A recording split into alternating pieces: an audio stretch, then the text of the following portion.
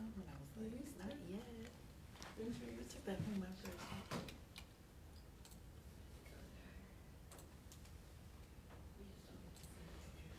Recording in progress.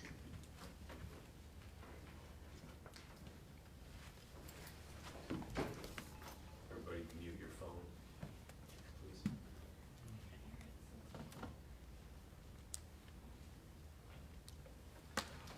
Okay, good evening, Local 1000 and to the world at large. Today, July 28th, 2021, I'm Richard Lewis Brown, President. Tonight, it's going to be a hot night. I had to bring in the players. And so I have Tony Owens, VP of Bargaining, and I have VP of Organizing and Representation, Annika Walls. I'm glad to have the VPs by my side. The other VP, David Jimenez, he's down in Southern California. He's our Secretary Treasurer. So tonight we call this Local 1000 Listens to You. And I know, I have a funny feeling, people have a lot to say this evening. So we're going to get started, and I ask everyone to please, 2 minutes or less. We want everyone to have a chance tonight to talk. Okay, so let's get started here. Who's first in line? Hi, Richard. Hi. Hi, Richard. Well, hello, DLC President 772, Mary Dela Cruz. How are you this evening? Can't hear you over there. I said hello. Can you hear me? Can everyone hear me? Hello. Hello, can everyone hear me? Yes. All right, We can. so I'm not sure, did you hear what I first said about today being July 28th, 2021? I didn't hear that part. All right. I didn't hear that part either, but I got it. All right, so we'll start over. I'm Richard Lewis Brown, Local 1000 President. Today is July 28th, 2021. I have the VPs here. I have Tony Owens, VP Bargaining, and I have the lovely Annika Walls, Organizing and Representation. Our fourth VP, Secretary Treasurer David Jimenez, is in Southern California. I'm sure he's watching. Tonight's going to be a hot night. I know it's on people's minds, I believe. And so we're going to ask everyone to ask a question or speak their mind, 2 minutes or less. Let's get started right now. First in line, Michael Gus. Go ahead, Michael. Hi, thank you. I appreciate the opportunity to speak. Number one, I have a comment.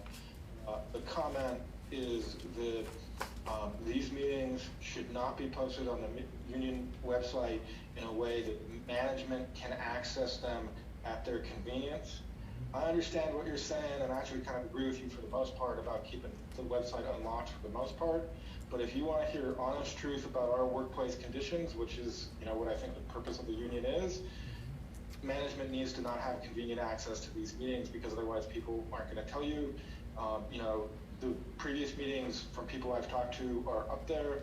People discussed what happened at their workplaces. I think that should be put behind a member's own, again, just to prevent management from having that, because I wasn't aware that it would be put up with what I said, and I'm uncomfortable with that, and I hope that you'll consider at least locking just the video portion of the website, because otherwise you're not going to hear, frankly, from us.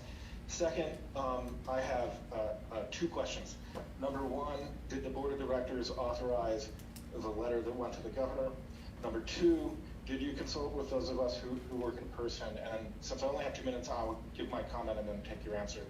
I think that a union stands for solidarity, and that's solidarity for physical and economic well-being of its members.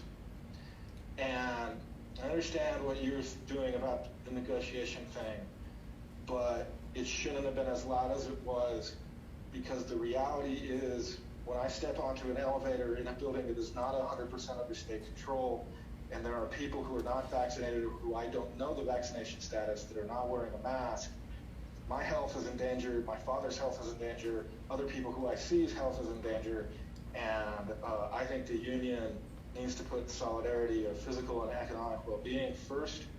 And fine, you can all have your personal views of a lot of other things, but that was not reflected in that letter, and that's why I'm 2 minutes. Thank you. Okay, Michael Gus, thank you for your great question and comments. We love to hear that. I was elected to be transparent. That's who I am. We don't discuss strategy. What we talk about is out in the open. Starting in August, you will have a, quote, designated stewards call that Annika will be running on Tuesday evenings. I don't believe that's going to be broadcast live. So you'll always be have the opportunity to go on her steward call and talk about things that you feel management should not hear. Next point you made was about the cease and desist letter. No, I did not consult the board. I think the board's probably too busy right now. They've had plenty of time to reach out to me to discuss giving the money to Lansing County to help those people up there, but they have not done that. So I'm reaching out to them one by one. This situation with the cease and desist letter, our contract was violated. And so we had to move kind of quick because they're trying to force this mandate down. Either you be vaccinated or you will be subject to COVID testing. This is wrong. This is a violation of our contract. And I want everyone across the world to understand that Local 1000 has a labor leader. Not a politician, but a labor leader, and we're going to enforce our contract. I forgot what else you said, so we'll keep it moving. Let's move on to the next person. Darren Stahl. Darren Stahl, please go ahead. So I would definitely like to voice my support in sending out that letter today. It's definitely a reflection of union leadership as a unified union, regardless of personal feelings. If you're vaxxed, you're vaxxed. If you're not, that's a personal choice in my opinion. That's right. I know in my family, we have a medical background. We have to do it, so we're doing it already. But I still believe in folks' ability to choose. I have a couple things I do want to bring up as far as looking at. I'd like to put on the table and make membership aware. I'd like to find out if there has been any report published by the previous administration in regards to the cost savings task force that was assembled, and whatever happened to the information for the cost savings task force. What did they identify? What was there? The other item is worth about $320,000. And I really do strongly believe that there needs to be an inquiry that does need to be launched into finding out why we have to spend the money that we're doing to redo an election that was basically mishandled. And I know that was not the current responsibility of the current administration, but it was the previous. And that's $320,000 plus of dues-paying members' money that could be used to further our union. And I personally believe that that does need to be looked into, and we do need to have some accountability put in place. And that is it for me. Thank you, Darren. I'll be very brief. I was told $360,000 for the redo of the VP election for bargaining. You was told $325. I was told $360. Okay, a mistake was made. It should not have been made. This could have been prevented. And a lot of these election protests, we're talking about things that were done wrong in the prior election. And ironically, the same process is being done for this election. So we may see similar protests where we may have to spend more money all over again for a new election for VP of bargaining. So we may spend more money. It's not over with yet. Should be very interesting.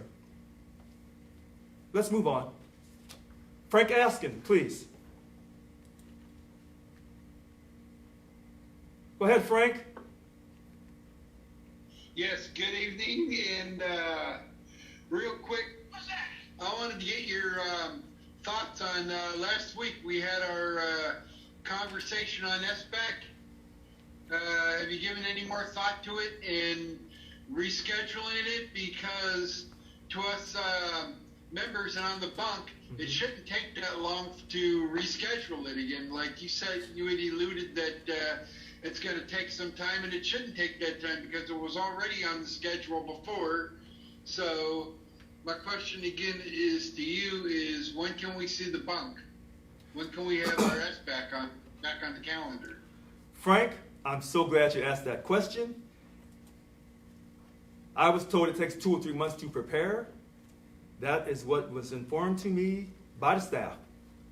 Now, maybe the staff doesn't know what they're talking about. I think they do. We want to have a successful election for VP of bargaining. And as Darren mentioned earlier, we had to spend too much money for a mistake that should have been caught from the very beginning. And that raises a lot of questions. So right now, people are looking at our elections and having questions. So for us to rush and have an SBAC, I think we're rushing. I think we should take our time, think this through. It's going to take 2 or 3 months to schedule this. And then we will have an SBAC. And hopefully it will be this year. That's my intention, an SBAC this year. But we first must address these issues. And the first issue was the prison closing in Lassen County. And now we have this hot button issue over the violation of our contract with this COVID. That's the most important thing right now. Once we handle these issues, along with permanent telecommuting, which if we had permanent telecommuting, we probably wouldn't have this issue with the COVID situation. Gavin Newsom must call me, one way or another. And once we handle all these hot button issues, then we can schedule the SBAC and we can elect our bunk chairs, because I know they have important jobs to do, and I'm reaching out to the current bunk chairs right now, working with them, trying to understand where they're coming from, understand these meet and confers and state release time. Thank you to your question, Frank. I greatly appreciate it. Next up, Brendan Quinn. Brendan Quinn. Yes, hello. This is actually my first union meeting, and I will just start off by saying that I am a paying member. Thank you. For Department of Child Support Services. I'm a child support specialist, and I actually just finished a 7-month reassignment for the contact tracing program, and I just wanted to attend this meeting to vehemently oppose any efforts to impede getting this vaccination mandate in place. I know that the letter is more associated towards union, being involved in the process of the governor's mandate. However, anything that could possibly delay this is just going to cause, death and public health risks to everyone. And I just would strongly oppose any efforts to delay this process. And I have personal experience of, listening to people gasping for air who have been infected with COVID-19. I spoke to people who are making funeral arrangements for their family members. There are some things that are more important than union protocol, and I just would hope that you take that into consideration. I actually did also vote for you, Mr. Brown, and I will have to rethink that if I continue to see the union getting involved in public health decisions. Thank you. So, Mr. Quinn, thank you for your vote. And I realize that in the next election, you may not vote for me because I may not say the things you want to hear. And that's the risk that I run. We're going to enforce our contract. Now, I know that people say that this emergency COVID situation is more important than our contract. I'm going to sit here and tell you, no, it's not.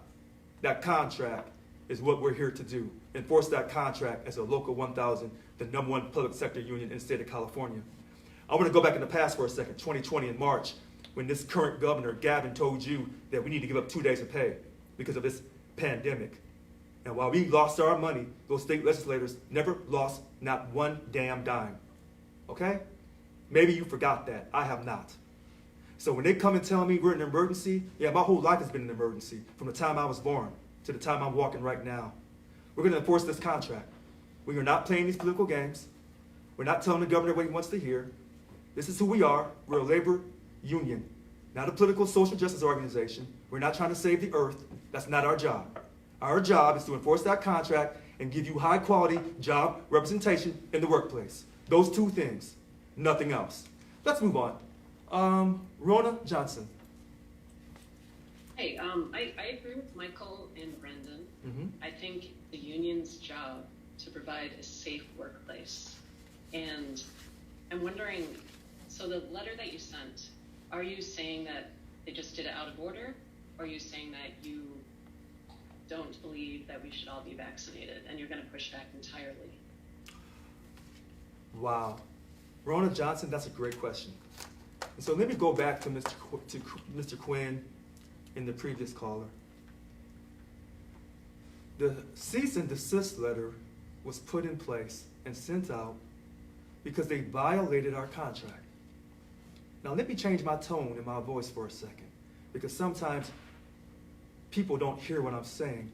They get caught up into my tone. If you feel that you need to get vaccinated for the greater good of this great country, the #1 country on earth, then praise God. Do that. And I'll respect you for it and I'll love you for it. If you feel that you should not get vaccinated because this vaccine is not FDA approved, you don't trust this vaccine, you don't know the long-term consequences of this vaccine, you don't even know how this COVID came to America, if you have doubts on the U.S. government, stay strong, stand your ground. This is America. And so in our union, we have two groups, those for the vaccination and those against the vaccination. Well, guess what? I love you both. Love you. I'm not giving favor to neither one of you. You know, for those who say you must get vaccinated, well, who are you to tell somebody what to do with their body? I thought people had the right to choose what went inside their body. At least that's what you claim, many of you. And to those who say my civil liberties are being violated, I strongly agree with you. And so now it comes down to this question for you, Rona Johnson. What did Richard Lewis Brown do? Richard, that's me. I got vaccinated. Did I want to get vaccinated? No. But my boss, who loves his mother and father to death, he takes care of his mother and father, and they're in their late 80s, early 90s. And I'm not going to disrespect his mother or his father. So I got vaccinated, even though I did not want to get vaccinated. So to those who get vaccinated, thank you. And to those who don't want to get vaccinated, do not get vaccinated. Stand your ground. This is America. Protect your privacy. If you don't feel this is right, then don't do it. And don't let peer pressure, or don't let the news media try to convince you that you got to do something that in your heart you don't want to do. Okay, how's that? Let's move on. Francesca Wanger. Hi, Francesca. Yes, hello, President Brown. Hello. So you're not going to like what I have to say either. Okay. I not only oppose your efforts to overthrow the vaccine mandate, I oppose and object to your tone. Okay. If there's anyone who's making this a political issue, Right. it sounds to be you, and I resent that. This is not a freedom of choice issue any more than having a driver's license is, or any more than getting your children vaccinated and showing proof of vaccination before they can attend public school. It's a public health issue, period, end of story, plain and simple. And your personal liberties end where the public good and potential harm to the public begins. So the fact that you have overstepped your authority by issuing a letter, stop something that is in the best interest of the public, as mandated by the science and Right. medical professionals, Right. I find very disturbing. Well, And very appalling. I'm so glad. And I would shut up. Okay, so I'm so glad you called to say that, because many people feel the same way as you do, that us sending the cease and desist letter is very appalling, and it offends you, and that I'm violating our trust in our union, and I'm not doing the right thing. And in our great country, you have every right to speak your mind. In fact, you're speaking your mind in front of the whole world tonight, and I'm glad that you called in. Bless your heart. You know, our country is split down the middle on this issue. So half the country believes like you, and the other half of the country believes that they should not have to get vaccinated. And that's why I love this country. And that's why you have a real labor union. Because no matter how you feel, we're going to enforce this contract. You know, I see people are quick to rush to defend this governor. But yet, when you were losing money, you were complaining and crying. In fact, many of you have called me personally. Where is that essential worker premium pay? Where is all that money at from the federal government? All of a sudden, you don't talk about that anymore. I wonder why. So you were calling me and emailing me about that federal money. But now with this situation that he's brought up to distract you from that money that you deserve for doing all that essential work. But you don't like my tone. You know what? I thought Black Lives mattered right now in this country. I guess not. I guess my black life doesn't matter. So you're not going to like my tone. And I'm not going to make everybody happy. But like I said tonight, tonight's a hot night. You do you. I'm going to continue to lead this union. I am not going to back up or back off. So you go back and you can tell Governor Gavin Newsom or anyone else that Richard Lewis Brown, the way he got elected, he's not changing. Okay? I'm going to fight. We're going to enforce this contract. You do not get a chance to override this contract because of a perceived emergency. Oh, no. No. Mm-mm. You're going to follow that contract. Okay? That's what we're going to do. So let's move on to the next caller. I see a Betty Jackson Steward. Hi, Betty. Hi, Richard. Hi. Annika. Hi, Tony. Is that Tony Owen?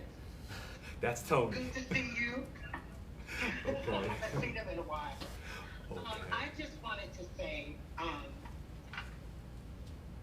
the communication is good, and I like the everyone conveying their messages and getting them out there.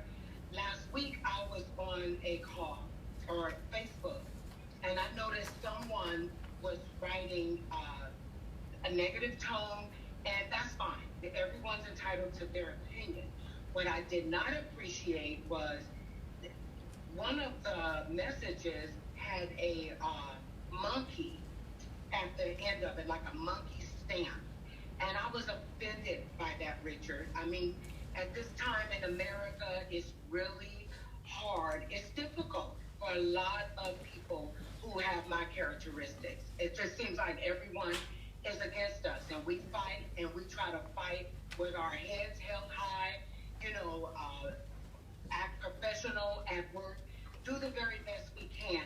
But it really hurt me. It affected me to see that monkey on a message that Elsa wrote. I didn't like it. And if she didn't mean any harm, I would appreciate it moving forward that she not do. Okay. And that's all I have to say. Well, thank you very much, Betty. Listen, I'm going to say something that's going to throw everybody off.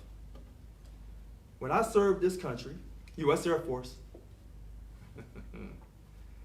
I served with people who did not like me because of the color of my skin. In fact, I remember being called the N-word. Sure, and I forgave them for it. So in the military, sometimes we serve along with people who don't find us as being their equal. If you look at the military, you'll see about all the racial segregation, and then they had to stop it years ago. I want to say it was under President Truman. So in this country, I was going to die for the country for people who do not like me for the color of my skin. And I'm proud to do it. You know why? Because I want people to have the freedom of speech, to be prejudiced, that's one issue, or to be racist. But please do it peacefully. So if you want to be prejudiced, do you. If you want to be racist, do you. We have people like that in our union. That's fine. They have that right to exercise themselves. If they want to make these types of remarks about me, or make these types of cartoon characters about me, listen to this. There's a man called Barack and his lovely wife, Michelle. Now, when people went low on them, they went high. I can't say I'm that good. I'm not. But they held their ground. and they made it through. Richard Lewis Brown's going to be just fine. I put my faith in God. I put my faith in God through Jesus Christ.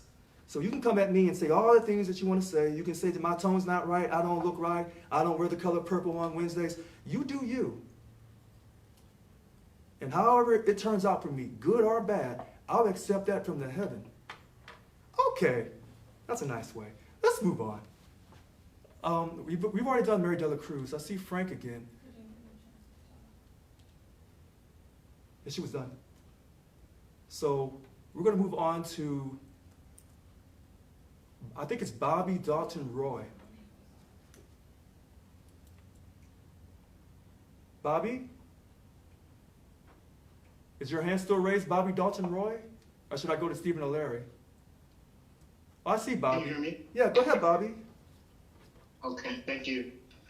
So I just want to do some level setting, right? Because I did a read on the cease and desist letter, and honestly, I agree that procedurally, the state did not notice us like they've noticed us on many notices at different departments, saying that they were going to check for vaccine status and or start testing, right?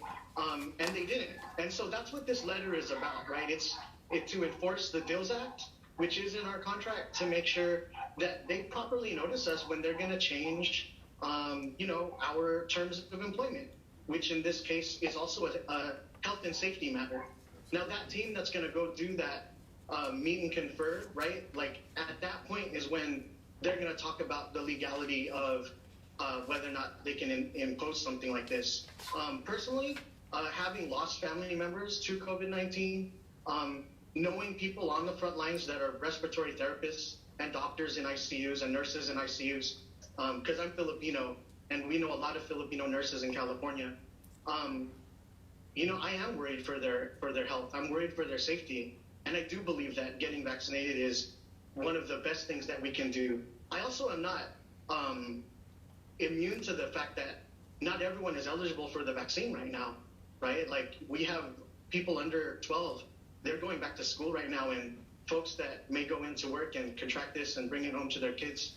I keep track of these numbers. I keep track of what's going on. I've helped with vaccines and testing in my area. We need to use all the tools that we have in our tool belt to stop this pandemic and to get it to a controllable fashion. And unfortunately, the Delta variant has been one of the worst things that to develop in recent months. So I hope that meet and confer team does a great job. I hope that the state, does send a notice so that we can proceed with those proceedings. And I hope that we can do all of our best to keep one another healthy and safe. Bobby Dalton Roy, I agree. So we'll move on to the next caller, Stephen O'Leary. Go ahead, Stephen. Thank you. Stephen O'Leary, DLC 723, down in Noah, California, president of the DLC. And yes. Thank you, Mr. President and Madam and Mr. Vice President. I was calling something, I understand this, the cease and desist letter and what PERV did about whether you see employees that they have the right to have to meet and confer. So I know we have that process coming. You'll probably be notified, and then you'll have the meeting. My question is, when we meet with the state, I know the other some of the other associations that are meeting with the state, they're concerned about making sure that the testing is paid for by the state, that if someone does contract the virus or they've been in contact with somebody, that they'll get their time off, and other issues or deals we may get for our members to protect them. My question is, I read on the website one of your statements that you'll never sign a side letter. And a lot of times when we have meet confers, if we agree with the state, we'll do a side letter between us and the state with whatever the agreement is to protect our members. And I'm just wondering, in this circumstance and other circumstances where we have a negotiation with the state in good faith, that will you sign a side letter for the benefit of our members? President DLC 723, Stephen O'Leary. I'm sorry I didn't acknowledge you correctly the first time, but I won't make that mistake again. When I said I wasn't going to sign a side letter, I think you're misinterpreting my words. I said I'll never sign a side letter that takes away our money. That's what I said. And I think I said that in my 2018 and my 2021 campaign. I'm not going to sign a side letter that takes away our money. We have a signed contract. Now, if you're asking about this particular situation for the greater good, we must do a meet and confer. That hasn't been done yet. Our contract's been violated. And I realize that half of our union doesn't want the vaccination and another half does want the vaccination. I've already been vaccinated. So would I do a side letter? It depends on how the meet and confer went. Are we still going to allow people to not have their privacy invaded? Are we going to find out if this vaccine is really FDA approved? Are we going to do an investigation to see if there's long-term consequences? And the funny thing about that side letter, when I was campaigning, I said 75 to 90% of the time we should be telecommuting permanently. Would I do a side letter for that? You betcha I would. Yes, I would. And I don't think you, DOC President 723, Stephen O'Leary, or anyone else would stop me from doing a side letter that gave us permanent telecommuting across all state agencies, excluding probably CDCR, because they're a little special, maybe DMV as well. But I don't think you would be fighting me on doing a side letter to give us permanent telecommuting. Maybe I'm wrong. But I'll reach out to you, Steve, and see if we can have a conversation. All right, let's move on. Davida Corey Richardson. Hello. Hi, this is Davida Corey Richardson calling from Sacramento. And I am a person that I don't want to get vaccinated. I have serious health issues, as does my son. And as a steward for SEIU for so many years, I'm so glad that you are protecting those of us and that don't want to get vaccinated. And it isn't just a don't want. There are people like in my family that have died from blood clots, and that is one of the risk factors of this vaccine. And I'm not willing to die because they want me to get vaccinated. My son also has health issues and lives in the household, and so I have to, worry about him as well. But I am a dues paying member. I've paid my dues since like 1995 or something like that, I've never opted out of the union, and I appreciate you fighting for us. For those of us that don't want to get vaccinated, I'm so glad that you're even fighting for our money and everything, because a lot of the things that have been happening in the union the last 10 years have been really different from when we were CSEA. And one of the other things I wanted to address was they were saying that people weren't welcome at bargaining. And when we were CSEA and first becoming SEIU, I was not yet an alternate on the bunk at that time, and we could come down to DPA and we could stay all night, and we did. A lot of us did that weren't on the bunk. And so I'm hoping that you're going to actually reinstate that kind of openness and transparency in the union, because we used to be able to go and listen to the negotiations. And back then we would some of us would be sleeping under tables at DPA downtown because we wanted to know what was going on, and we couldn't get a lot of information in those days. I fought to transform CSEA into SEIU. I was one of the voting people on that when Perry Caney was president, and we ousted him out. So thank you so much for your transparency and fighting for us that don't want the vaccine. Thank you for your phone call. I've gotten calls like that where a person says they have special medical needs and they can't take the vaccine. And it appears that those people are, quote, in a small group, a minority in the union. And then there's another group of people who say they won't take the vaccine for other reasons. This whole idea of forcing someone to take a vaccine is wrong. And so what Local 1000 is doing, we're fighting for people's freedom, their individual freedom. That's what we're doing. And even though these people oftentimes are in the minority. There's nothing wrong with being a minority in the country.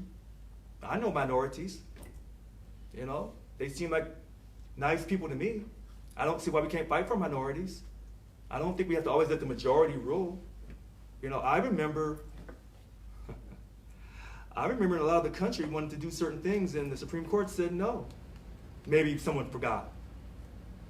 Maybe some people in Local 1000 has forgotten how the Supreme Court had to make decisions that, quote, helped minorities. I'm just guessing. Maybe I'm wrong. But she also said something about negotiating and transparency and bringing that back. I love it. That's coming back.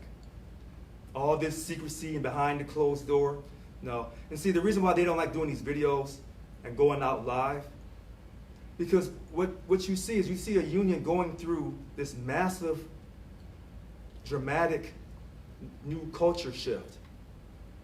Because I can't say we're changing because we never had a union to begin with. So we're creating this culture.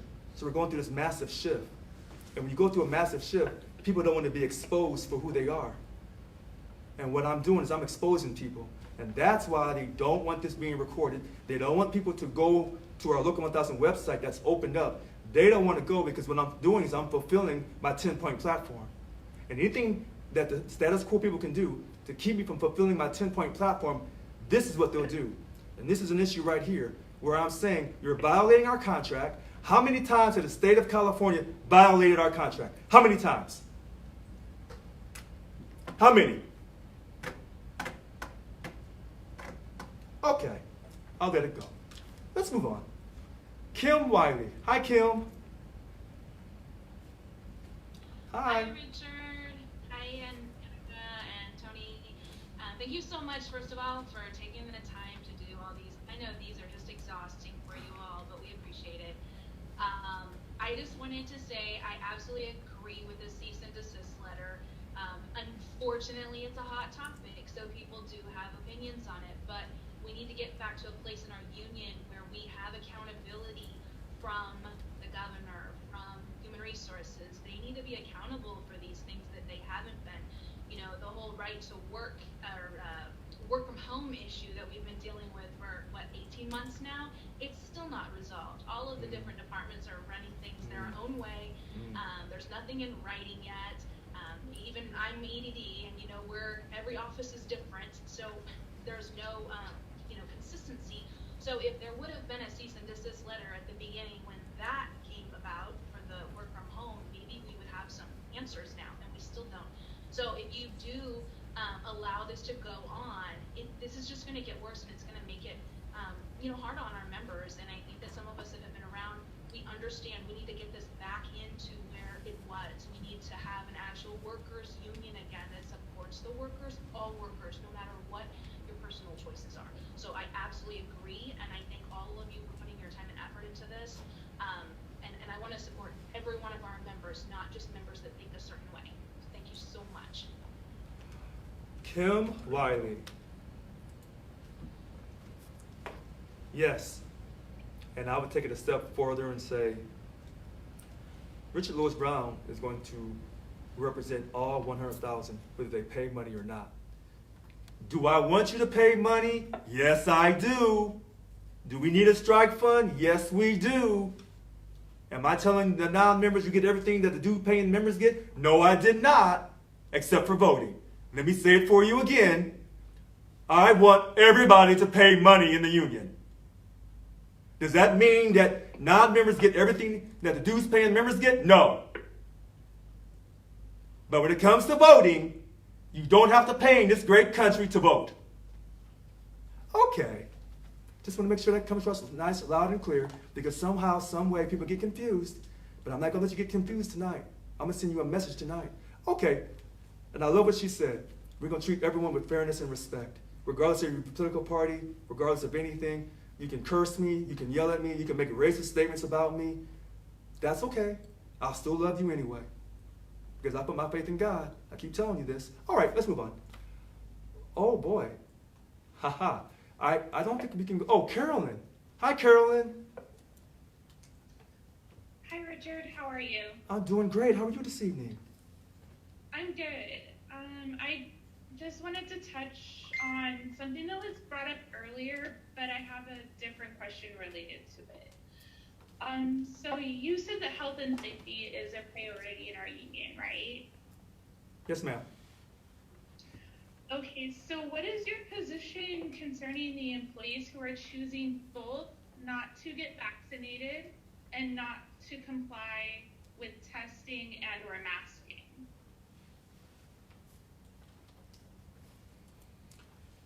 That's a great question. To not get vaccinated is one thing, because we don't know what that vaccine is going to do to your body long term. To ask someone to wear a mask, I don't see a problem with that. Some people do, I don't. Because we do want people to feel safe in the workplace. So making someone take the vaccination, no. Making someone wear a mask, I don't see the problem in that. Now they said if you take the shot, then you don't have to wear a mask. But I thought if you take the shot, then you wouldn't get COVID, but now I hear that you can take the shot and still get COVID. So I'm kind of confused on that. Because I thought if I took the shot, I would be safe. Now I'm being told, no, that's not the case. So, we don't want to violate someone's personal privacy regarding their medical issues or their, how they view taking vaccinations. But yet in the same hand, we don't want to, put people at risk in the workplace. And this is why this is really a very touchy issue. And it's not just for Local 1000. It's all across the country. We're just talking about it out loud in front of everyone else. Do I have all these answers for COVID, or against taking the vaccination? No, I have a stack of paperwork that's been sent to me. I don't know everything. And if you can get people on TV, the doctors on TV, you'll hear different stories from them about taking a shot, not taking a shot, being socially distanced, not being socially distanced. All these answers, they change all the time. Since this COVID has come out, nobody has ever been able to give me a straight story, a straight story. They haven't. And so it makes people wonder what is going on with this situation. We want people to be safe in the workplace. That's in our contract. But you cannot violate our contract like the state has done over and over and over again, claiming that it's an emergency. You cannot do that. So I'm not trying to give the state a hard time on this issue. What I'm simply asking the state to do is stop bullying us, stop pushing us around, show us equal respect, and do your job. All of you have put your lives on the line. Whether you have gone to work or whether you have stayed home, those in EDD and other job agencies, and have worked your butt off, and you have not been rewarded. And now they turn around and tell you it's not good enough. We need more from you. You've always been good enough. You've been more than good enough. You've been disrespected, undervalued, underappreciated for how many years? You tell me. And yet people want to get mad at me because I said we're going to enforce our contract for the first time. For the first time, Local 1000 is enforcing this contract. And this is the pushback that I get from the leaders, from dues-paying members as well. Because I'm saying we're going to enforce this contract. And this is what I get. Still love you, though. Still love you. Okay. Denise Quinn Allen. Hi, Denise. How are you this evening?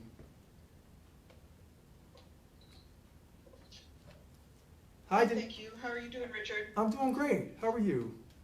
Good. I'm great. Right. I actually want to thank you so much for your speech that you were just giving about the transparency and how important that is. And I would actually like to ask a question of the vice presidents with you. So, Anika, one of the questions that I have for you is if you're going to be doing the Steward calls on Tuesday nights, is that going to be replacing your Truth Talk? And will you anticipate the same audience for that? Or is this an all Stewards call? So thank you for asking the question. It is only for stewards, and it will be replacing my Truth Talks, still happening on Tuesday evenings at 7 p.m. except it will be here out of the local, and the name will be modified a little bit. So more to come on that, but yes, it is replacing, and yes, it is for stewards only. Excellent, thank you very much. And my second question is for Tony Owens, who we really, honestly, sir, we haven't seen a lot of you during the past several months. I'm wondering if you're interested in staying true to your transparency claim, and if you can tell us what your current job status is and how you're serving as an elected officer if you are having issues with your work site. Denise, can I step in for a second? No, sir, Richard. I'm asking Tony this question. Okay, so first of all, thank you for your question, and I'll answer it like this. Currently, I'm the Vice President for Bargaining until the actual election issue is resolved. And so as far as my personal situation at work or anything like that, I'm not discussing that on this call, but thank you for your question. But how can you serve as an officer if you're not in good standing as a state employee? Can I answer that? Absolutely. Denise, I'm so glad you asked that question. One of the reasons why you haven't seen him is I have not been working closely with Tony, and that's my fault. That's the first thing. So don't look at him. That's my responsibility. Second thing is there's rumors about people in our union. Here's what I know. We stand by our people. And just because people make accusations about us, particularly when the state makes accusations about us, we are a union, we are a family. And everybody knows that I don't get along with everybody in the union. That's no secret. Management knows it, everybody knows it. But we take care of our own, okay? And so if people think that other people can't make mistakes, or if they think that the state of California, every time the state of California accuses us of doing something wrong, you know what I think to myself? Kick rocks, state of California. I take care of us. So if the state of California comes to me and says, Denise is no good. Denise came in there and jumped on the boss, knocked the boss's head off. You know what I would say, Denise? I would say, that boss must have did something so dramatic that Denise had to protect herself. She had to protect herself. And we're going to protect Denise. And so in this union, I don't care what the state says about us. We're going to fight for each and every one of us, whether you take the vaccination or whether you don't take that vaccination. So we're going to protect each other. All these charges the state makes about us, oh, please. So whatever charge that you may have heard that they made against Tony or Annika or myself, don't believe that.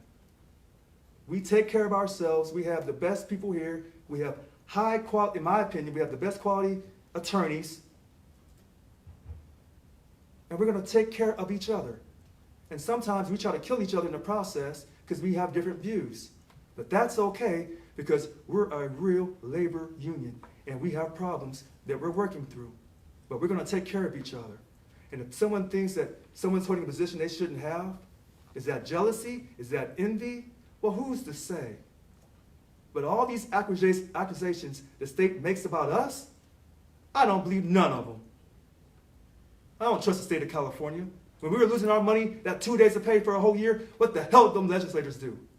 They sat and they prioritized and they protected their money, Democrats and Republicans. For some reason, somehow, in this country, when these two groups can't get along, when it came to their own money at that state capitol, they got along. Okay, I'll calm down. Let's move on. I see you, Patricia Lopez. Hi, Patricia. Hello, Richard. Hi. Congratulations, and finally. So this is what I want to say to you. For the longest time, when I've been involved with SEIU, and I had a love-hate relationship with Yvonne Walker personally. Okay. Okay. And I have to tell you this thing. When we haven't been represented, we have not had proper representation nor help from the DLC leadership that I would call. Okay? I personally, okay, and I'm going to tell you this. I personally was thrown into the wolves by two of the people, one of the union stewards, and I think she's the vice president of something for SEIU in LA. Okay. One of the things that I want to say to you is the following.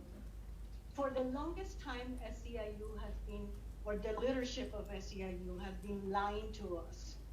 Even the president of our DLC called EDD employees the NGOs. That's how she labeled the staff employees of EDD. Okay, and we were not included in an additional increase that they got. The rest of the DLC or whatever it's called. Okay, and when I asked, the response from the president of the DLC was, well, that's because you are the NGOs. Okay, the reason the people left membership is because of false promises. Okay, false promises. That's all we got. Okay, the vice president of representation, or I don't know who she is, she went around during the last bargaining time telling everybody that we were going to be reclassified. Okay, those of us that work for EDD, unemployment, disability, and all of that, we need to be reclassified. Yvonne Walker stand one time with a guy by the name Bill Turner, and he went on the floor, and right there he told everybody, I am here with a message from Yvonne Walker. Wait, you want to be reclassified? Wait a minute, hold on. Patricia. Yes. We've reached 2 minutes and like 20 seconds. So here's what I want you to do. Keep that story and give me a call after this call is over, after this meeting is over tonight. And I want to hear what you have to say, because I know you're telling the truth, and we're going to go to the next caller. So I'm not trying to cut you off, but I want to make sure everybody has a chance to talk tonight. And if you want to get back in the queue, if we're going through everybody's name, and you can get back in the queue, we'll call you again. Okay, so I'm not going to comment on that, because she didn't get a chance to finish what she was saying. But we're going to protect everybody in this union. We're going to treat everyone with respect and dignity. All right, so we're going to go to the next person. And I think I see a Mario Chacon.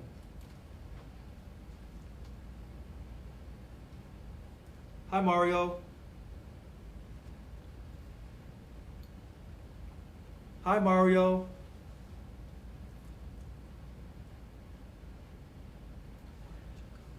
Mario Chacon, C-H-A-C-O-N, Chacon, French. Mario, where you at? I know you're there, Mario. Okay, we'll skip over Mario and we'll go to Michael Ramos. Michael. Hi, Michael. It's Mike, remember? And you're Richard. How's it going? Mike, how are you? There you go. All right, Mike. I'm gonna call you sir. All right, You know, okay. since you have a few guests with you today, I thought I'd have a conversation with them as well. Annika, how are you this fine day? Hi, Mike. I'm doing well, thank you. How are you? I'm great. I'm looking forward to the Steward training program, or also known as LAPS, that you're hosting this weekend. Are you ready for that? I am. Yeah, I got ready quick for last Saturday's, and we're ready to go for this Saturday's as well. That's fantastic. I have a up-and-coming member who's in that program this weekend. So I really am looking forward to get the feedback from her when she's done with the training for that. Fabulous. Remind me of her name so that way I could make sure she officially, if she doesn't already, have the link for this weekend. Perfect. And what's the name of the program now? Because Richard had stated that it was going to change the name. Is it LAPS? Is it formerly known as LAPS, or is it just a symbol like Prince? So give me the name real quick. What's the individual's name that I should look out for this weekend? And then I'll answer your question. I'll send it to you offline so I don't advertise all over the world. Sounds good. So Fast Track is currently what we're going with. It is technically Fast Track LAPS because it is in the policy file. However, as we build it out and we continue to build out the training and the modules that will go forward, We'll present it to the board as as we would do any other time, and get that name change formally in policy file in the future once that's built out. So for now, the program that has been modified for a quick for a quick, efficient steward certification, that's fast track. All right, fantastic. Richard, I don't want to leave you out, my dear friend. How's it going changing the word okay to yes after our conversation last week and your homage to Little John? Yes. Yes. Good, I'm glad it's getting better. One more thing for you. Late in the call last week, I figure you were bringing up a hobby because, I'm passionate about gardening. My lawn is my pride and joy. It's St. Augustine and it's beautiful. And you kept bringing up a particular form of lawn, which I Googled, it doesn't exist, so I have no idea what it is. What is snodgrass? Well, snodgrass is the best grass you can buy. And maybe you can't find it. Yeah, you can't find it on the internet. See, the best things in life you can't find on the internet. You can't go buy that. You have to acquire it. And so when I was talking about the snodgrass and having this, in my mind, the best gardener to plant that snodgrass, I was talking to my assistant, Michelle. Michelle said, yes, that is the best snodgrass to do. And I said, Michelle, you sound like you're the best gardener I know. And she said, I am.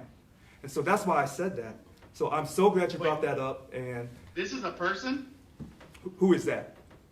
Snodgrass? Snodgrass is we're creating this new culture in the union. Some people say, well, wait, Richard, isn't your chief of staff Donna Snodgrass? Sometimes I don't say my words correctly. So what I was trying to say was sodgrass, but I had Donna Snodgrass on my mind because she's doing this incredible work for the union. So I had her on my mind when I was supposed to have sodgrass on my mind while I was talking to Michelle. And so that's what happened. So you have to please forgive me. Thank you so much. Thank you. Thank you. Okay, so let's move on. And I see a Henry Garcia. Hi, Henry. Hello, Henry Garcia. Hi, Richard. How are you? I'm fine, sir. Hi. How are you? Can you hear me? Yes, sir. Good. Hey, I dropped out of the union when we got our pay cut, and anyways, I joined a couple of months before to actually vote for you, but the current union that was at the time didn't let me vote because they figured I was going to vote for somebody else. But anyways, congratulations, Mr. Brown, and glad to be here. And I work for Caltrans. I'm a health and safety guy, and I know we're talking about the vaccinations and everything, but I know everybody has their own opinion and stuff, but you hear in the news that more people are becoming infected. It's more of the people that are not vaccinated, so it's probably like 95% of those in the hospital are not vaccinated. But anyways, I hear people talking about why they don't want to be vaccinated, but anyways, there's few of us that would like to be protected at work. But anyways, I just thought I'd mention it to you, coming from health and safety, and I have sat in a whole bunch of these reports, so I know what I'm talking about. But it's just my opinion, but I was wondering how we're just starting to trying to change the union, and we're already fighting with the state, and we haven't even got to the point to make more money. But it's just my opinion. I think that we're already costing waves, and we haven't even got to try and get more money for the union members. But I just thought I'd throw it out there for you, Mr. Brown. Okay, Mr. Henry Garcia, thank you for your call. Thank you for becoming a dues-paying member. I apologize that you were not able to vote. Whether it was for me or for anyone else, voting matters in this country. I've had other people ask the same thing about, we're in this controversy right now, and, we're trying to establish a relationship with the state. And what I would simply say is this: you can't establish what you never had. I keep saying this. People tell you that this politics matters so much, but yet they can't tell me why we lost 3 days with Schwarzenegger, 2 days with Jerry Brown, and now 2 days with Gavin. And so when people keep saying we have to, watch what we say about these governors. For what? For what? What I've seen is people bending over backwards for the state of California. And my question is, when has the state ever bent over backwards for you? They haven't. And they will not unless you make them bend over. So when you're supposed to have a 50-50 partnership between the state and a public sector union, it's more like 80-20, if that. So if we don't enforce our contract on just the smallest things, and then they'll keep taking from you because they know you're too weak. And when you put the narrative out there that the state is our boss and that they sign our contract, if it's like that, then you don't need a union. If you feel the state is your boss, if you feel that we have to kiss up to them, suck up to them, then you don't need to be part of a union. A union does not suck up to no one. A labor union fights for money and not no livable wage either. They fight for a substantial pay increase for a period of time with safe working conditions, free from bad behaving, egotistical, self-serving supervisors, aka bosses. That's what a real labor union does. Unfortunately, none of these unions, in my personal opinion, in California, has ever really stood up to the state on anything. And so you hear about this current vaccination situation and how the other public sector unions are supporting Gavin. If that's what they're doing, and that's what their people told them to do, then bless their heart. I'm telling you here at Local 1000, I got elected to make sure we enforce our contract. Okay? That's why I was elected. Nothing more, nothing less. We're going to enforce our contract. Don't sign a contract that you're not going to enforce. All right, but thank you for your call. We're going to move on to a Yolanda Park. Good evening, Yolanda. Hello. Hi. So, this is my first time at a state job and my first time in a union. So I appreciate the time and opportunity to be able to speak and get to see everybody and know everybody. I apologize too that I had started late and that this is my first meeting that I'm attending, and I apologize because I don't know if these topics have already been covered, so please feel free to just say, sorry, we're moving on.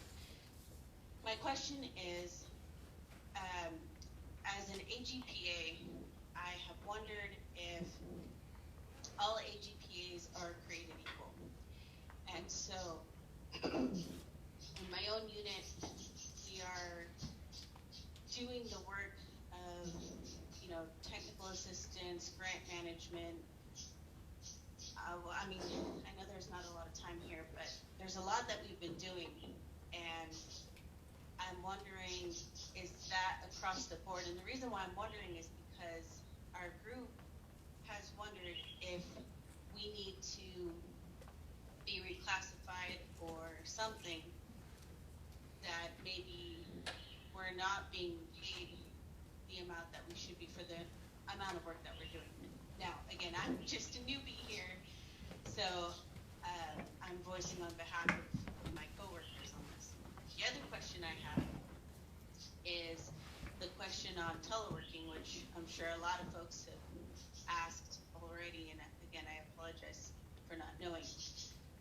One of my questions is, what is the union planning on saying in regards to teleworking, and what is the union planning on saying, if anything, in regards to residency now that we are teleworking? I bring up residency because we're a family of 6. My parents are also getting older and they're going to need care, and so they'll likely have to move in with us. So we'll be a family of 8 when that time comes. And quite frankly, we're getting priced out of California. And the place we're in now is great, and I'm so grateful and thankful to have this job and to be where we're at. We're just outgrowing our home, and I don't know that we could find a place to live in California with the packages that my husband and I are currently receiving. So, again, thank you for your time, and I'm sorry if I'm coming across as naive to a lot of the veterans here and folks who have been here far longer than I have. So, thank you. Okay, Yolanda Park, if you watch closely, you can see Annika saying that no, you're not naive. And what you said about the reclassification of AGPAs, I've heard before. It appears that some AGPAs work harder than others, but you're not alone in what you feel. The Heffens feel that they've been disrespected and they should be reclassified. DMV tells me that they've been disrespected from the very beginning. EDD has never had any respect, and I'm saying that respectfully. I came from EDD, so I know firsthand about EDD. I'm told that CDCR is a nightmare. That's true. So, and there's other, wait a minute. The pharmacy techs, I can't leave them out. The lab techs, don't want to leave you out. Don't call me yelling at me. LVNs, the RNs. 730 some, 30, 31, 35 different job classifications, and none of you are satisfied. And you're right. You should be satisfied. You've never had a substantial pay raise where you got something in a substantial pay increase, but then you lost it somewhere else because you've been convinced over time that in order to get something, you got to give up something. That's a lie. That's an absolute lie. You've been giving up and giving up and giving up all of these years. And what have you gotten in return? Nothing. But they tell you that politics matters. It matters for them, the politicians. I don't see you at Morton's. I don't see you at these nice restaurants with your feet kicked back and nice shoes, kids in private school. I don't see that about you. But I can guarantee you, those politicians over at the Capitol who never lost any money in this last year, who don't pay into their retiree health care, who get retiree health care for life after they serve over there, and they're not worried about their health care. I don't see them worried. I don't. We need substantial pay increases in the next contract. I know people don't want to wait to the next contract. The CCRAs, they've been at me. Heffens, oh boy, they've been at me, okay? DMV has been at me. When I say at me, I mean they've been talking to me and having very intellectual conversations. That's what I mean, in case you don't know what I'm saying. And people don't want this contract. People are telling me, tear up the contract and start over. You're the president, start over again. People tell me to throw out that election right now for VP of bargaining. Throw it out, start over. We don't trust the election process. Every day I hear someone say, throw it out, start over. Because we have a lack of trust in our union. Yolanda Park, some people have to work harder than others. But in this union, we treat everyone with equal respect, equal dignity. And we can't reclassify everybody. We can't make everybody happy at the same time.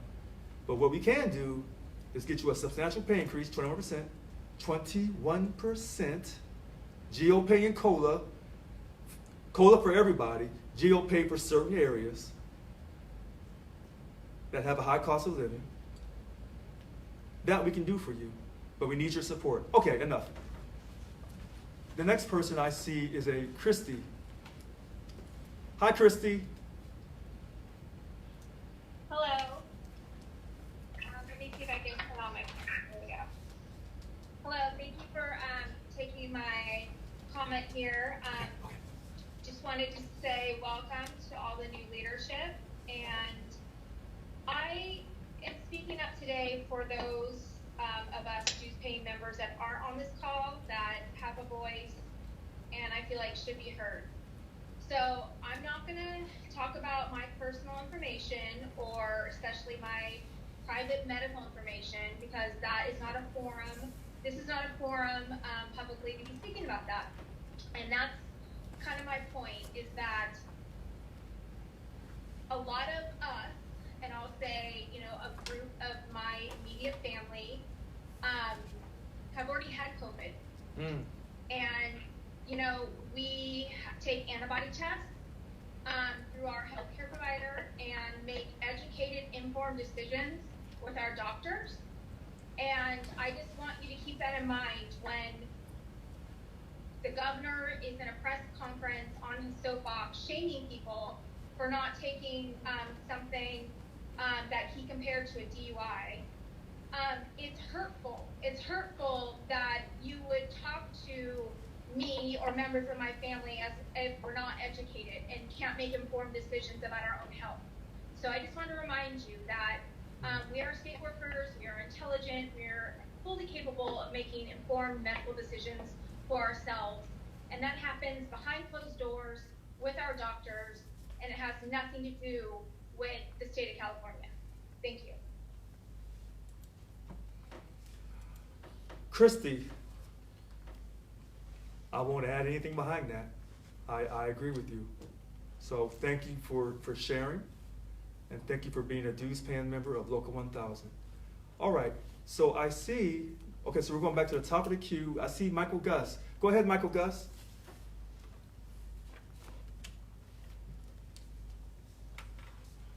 Hi, Michael Gus.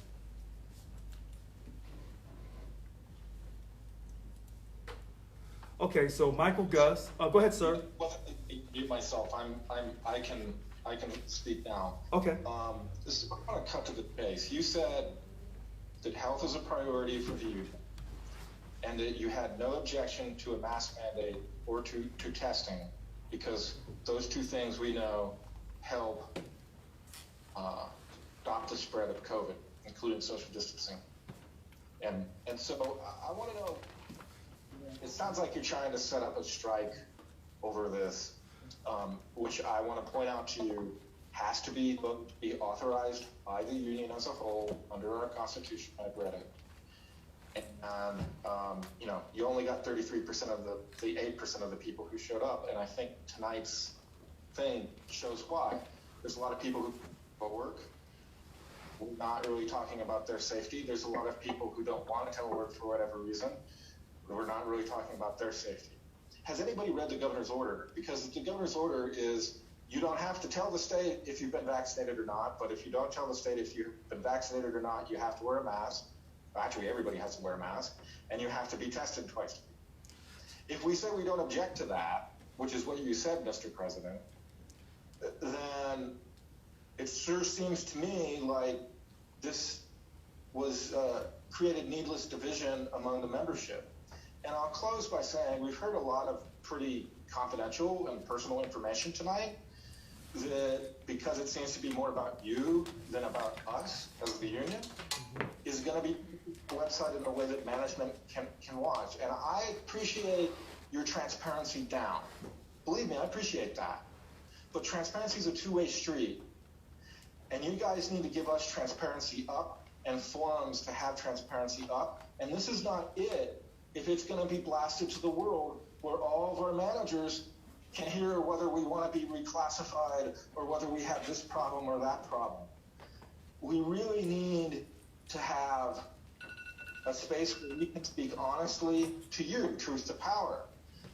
And the only way to do that is to make sure that management can't view these at their convenience. And I really ask you to reconsider that for that reason. Thank you. I appreciate it. Okay, Michael Gus. Thank you for calling back again. I'm going to say this again. I'm not having closed-door conversations because I'm not doing anything that's wrong. And the reason why people want to have these closed-door conversations is for the fact that they got something to hide. Now, you've turned my words around. They say if you've been vaccinated, you do not have to wear a mask. But you've turned my words around.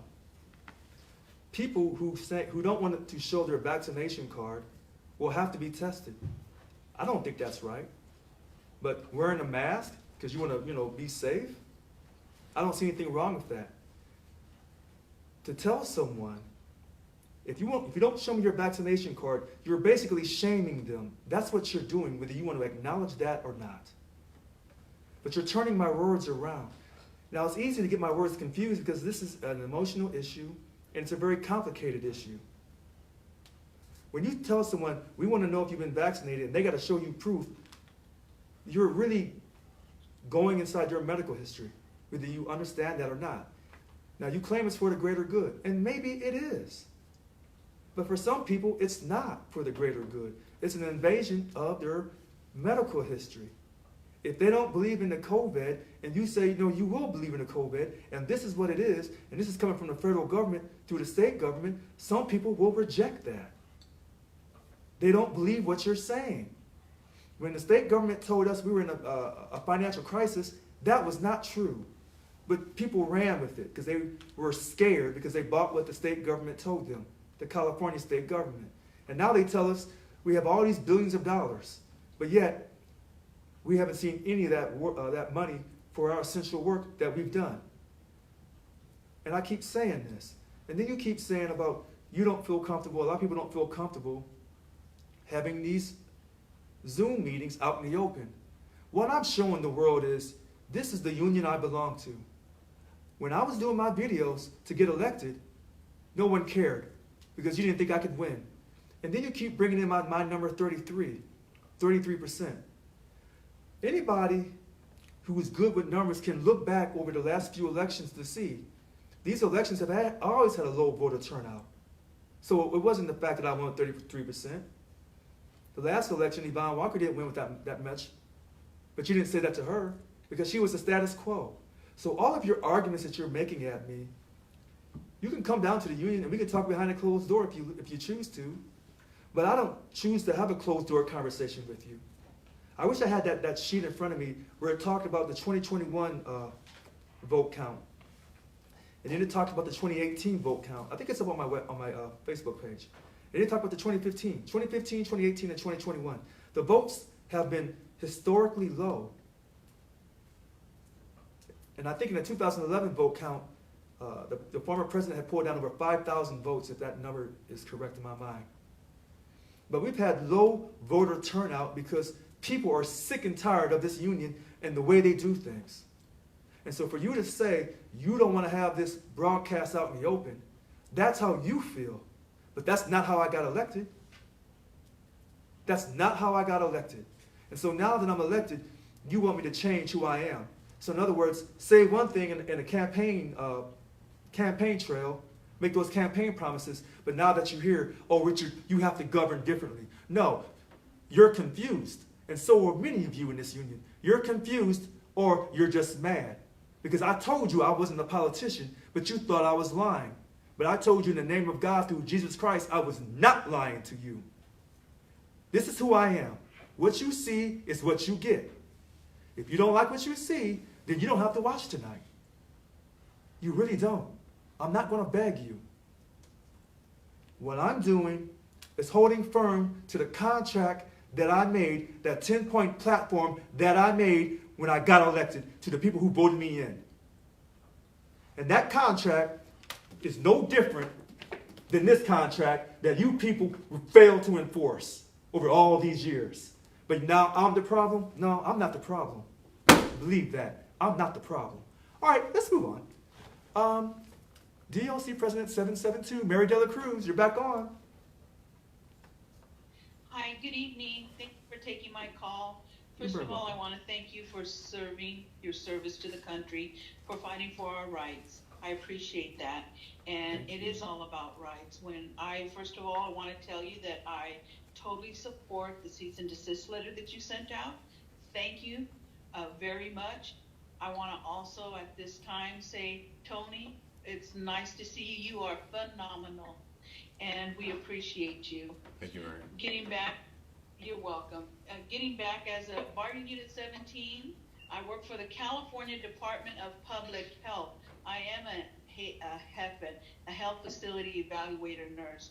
And it's the cease and desist letter means so much to a lot of members. I can tell you that for us, it's just a thin layer of what in our departments, management and Cal HR had failed to meet and confer or live by our contract.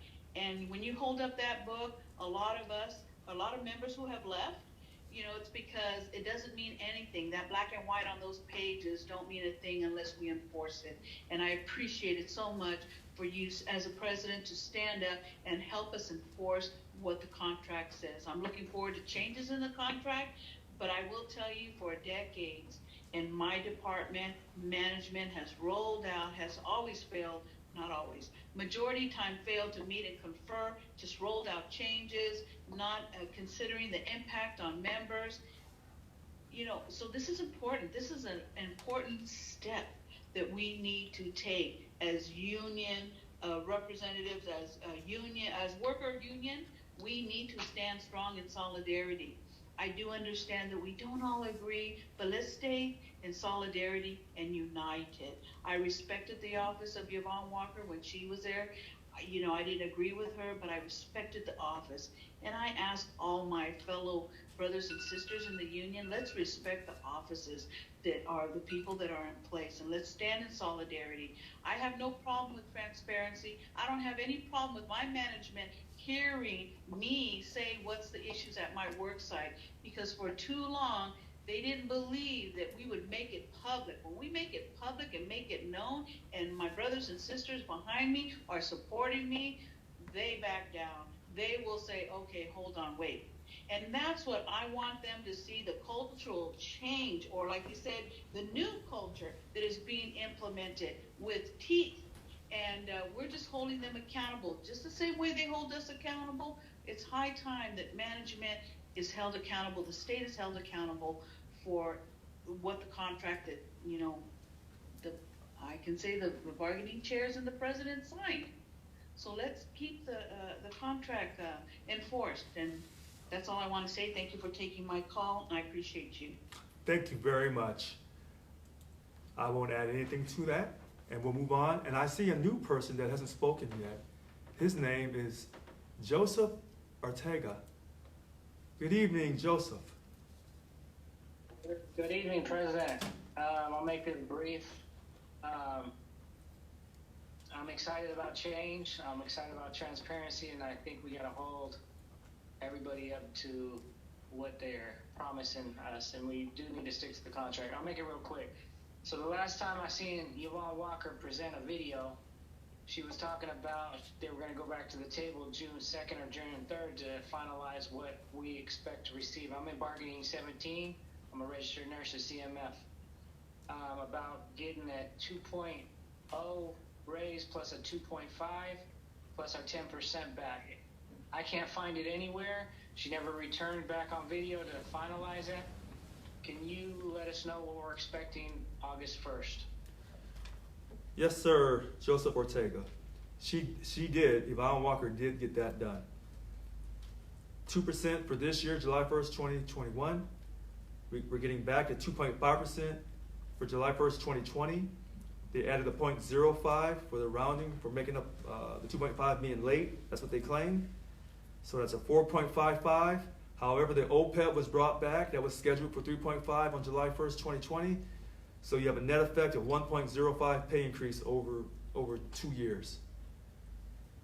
So that was done. And that was put in the side letter agreement, the second side letter agreement that was signed. And I believe that second side letter agreement was put up on our website when they did that in June. So I said it kind of fast. We're getting a 2% back.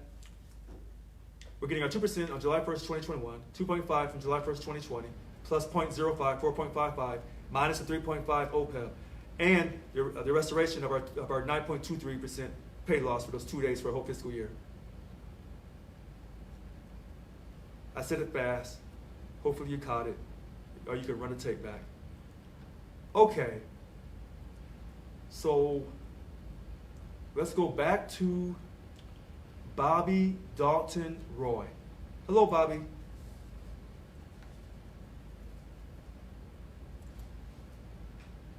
Hi, Bobby.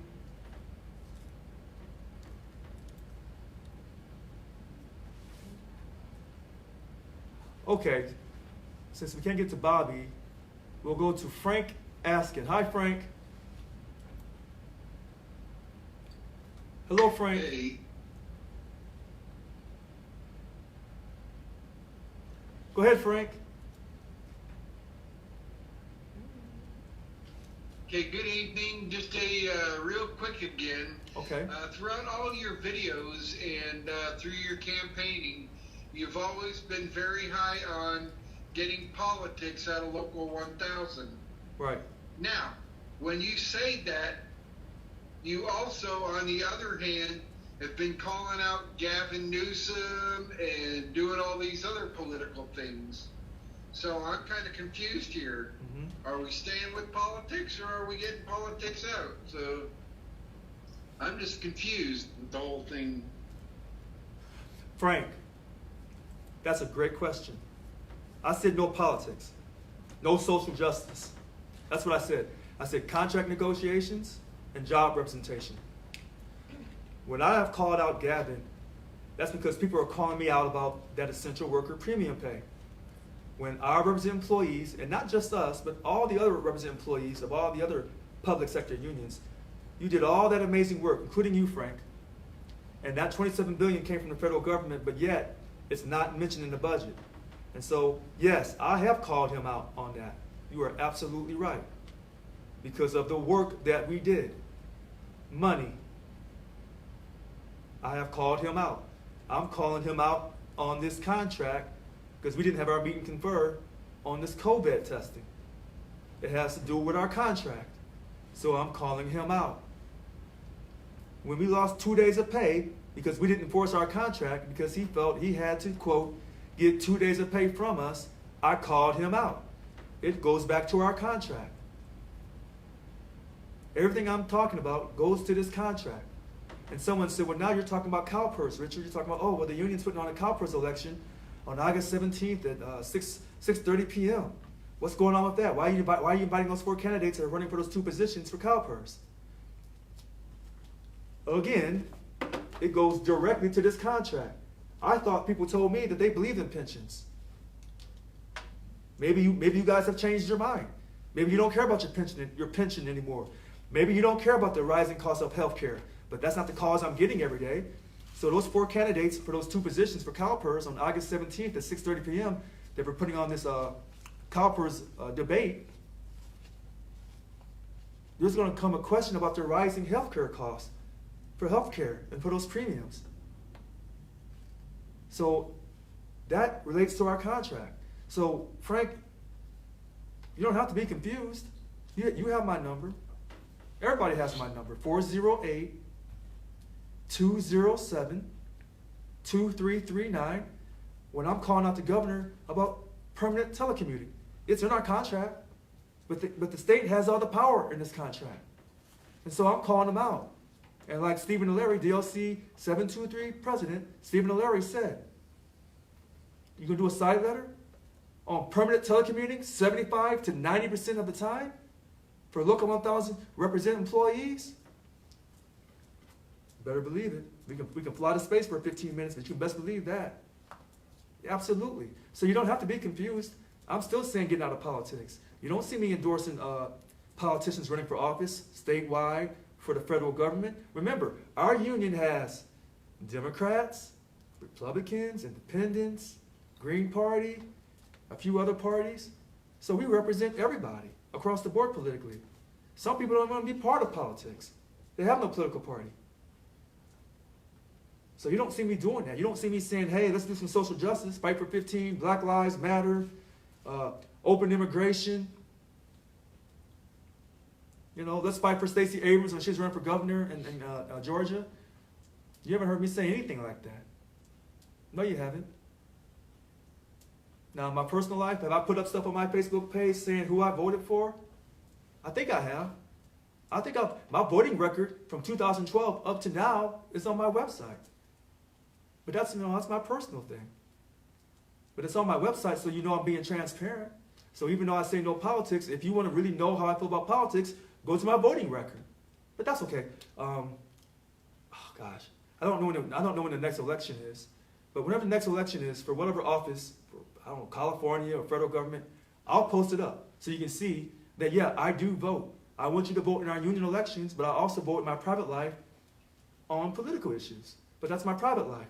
But I'll put up on my Facebook page whatever the next election is so you'll know how I voted, Frank. Okay.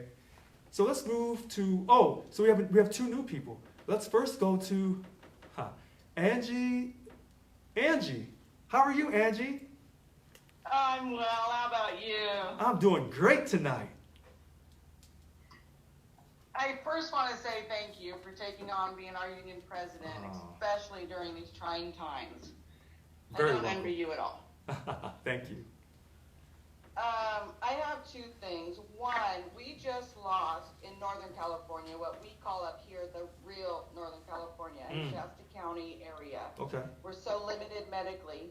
We just lost our best hospital. That is our COVID hospital.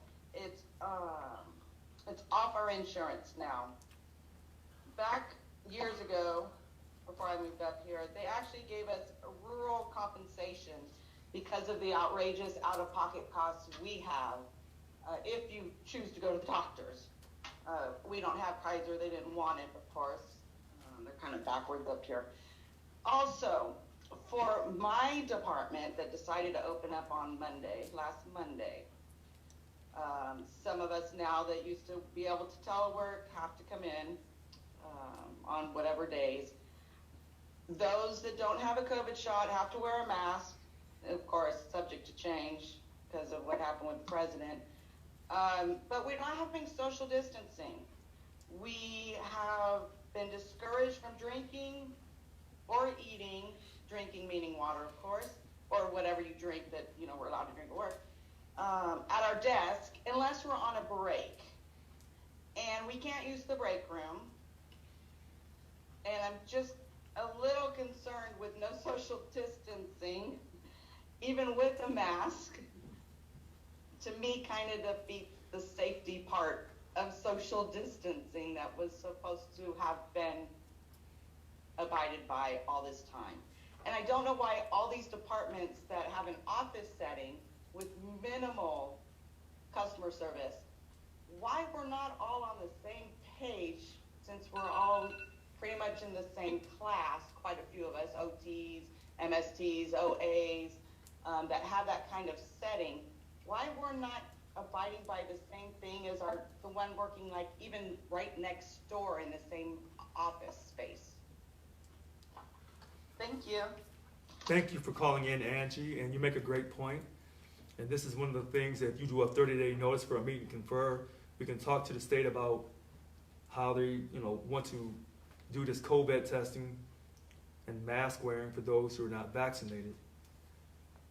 This is why I have been begging this governor to talk to me, because we need to establish this across the board for all these state agencies.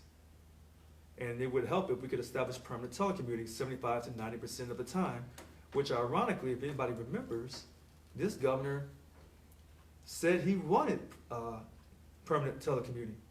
In fact, if you remember correctly, and I can't make this up, that's why people who are hanging on, I'm glad you are. He told you June 15th,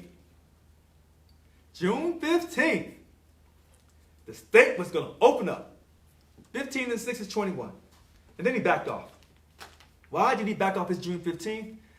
Because someone called and told him that man at Local 1000 has been running his mouth that he's born on June 15th. And don't give him that credit. Don't open up the state on his birthday. And so that's what he did. He didn't open up the state on his birthday, on my birthday. And then he did this. Because he knew that, once I became president, he's going to throw everything at me to see if I can handle it.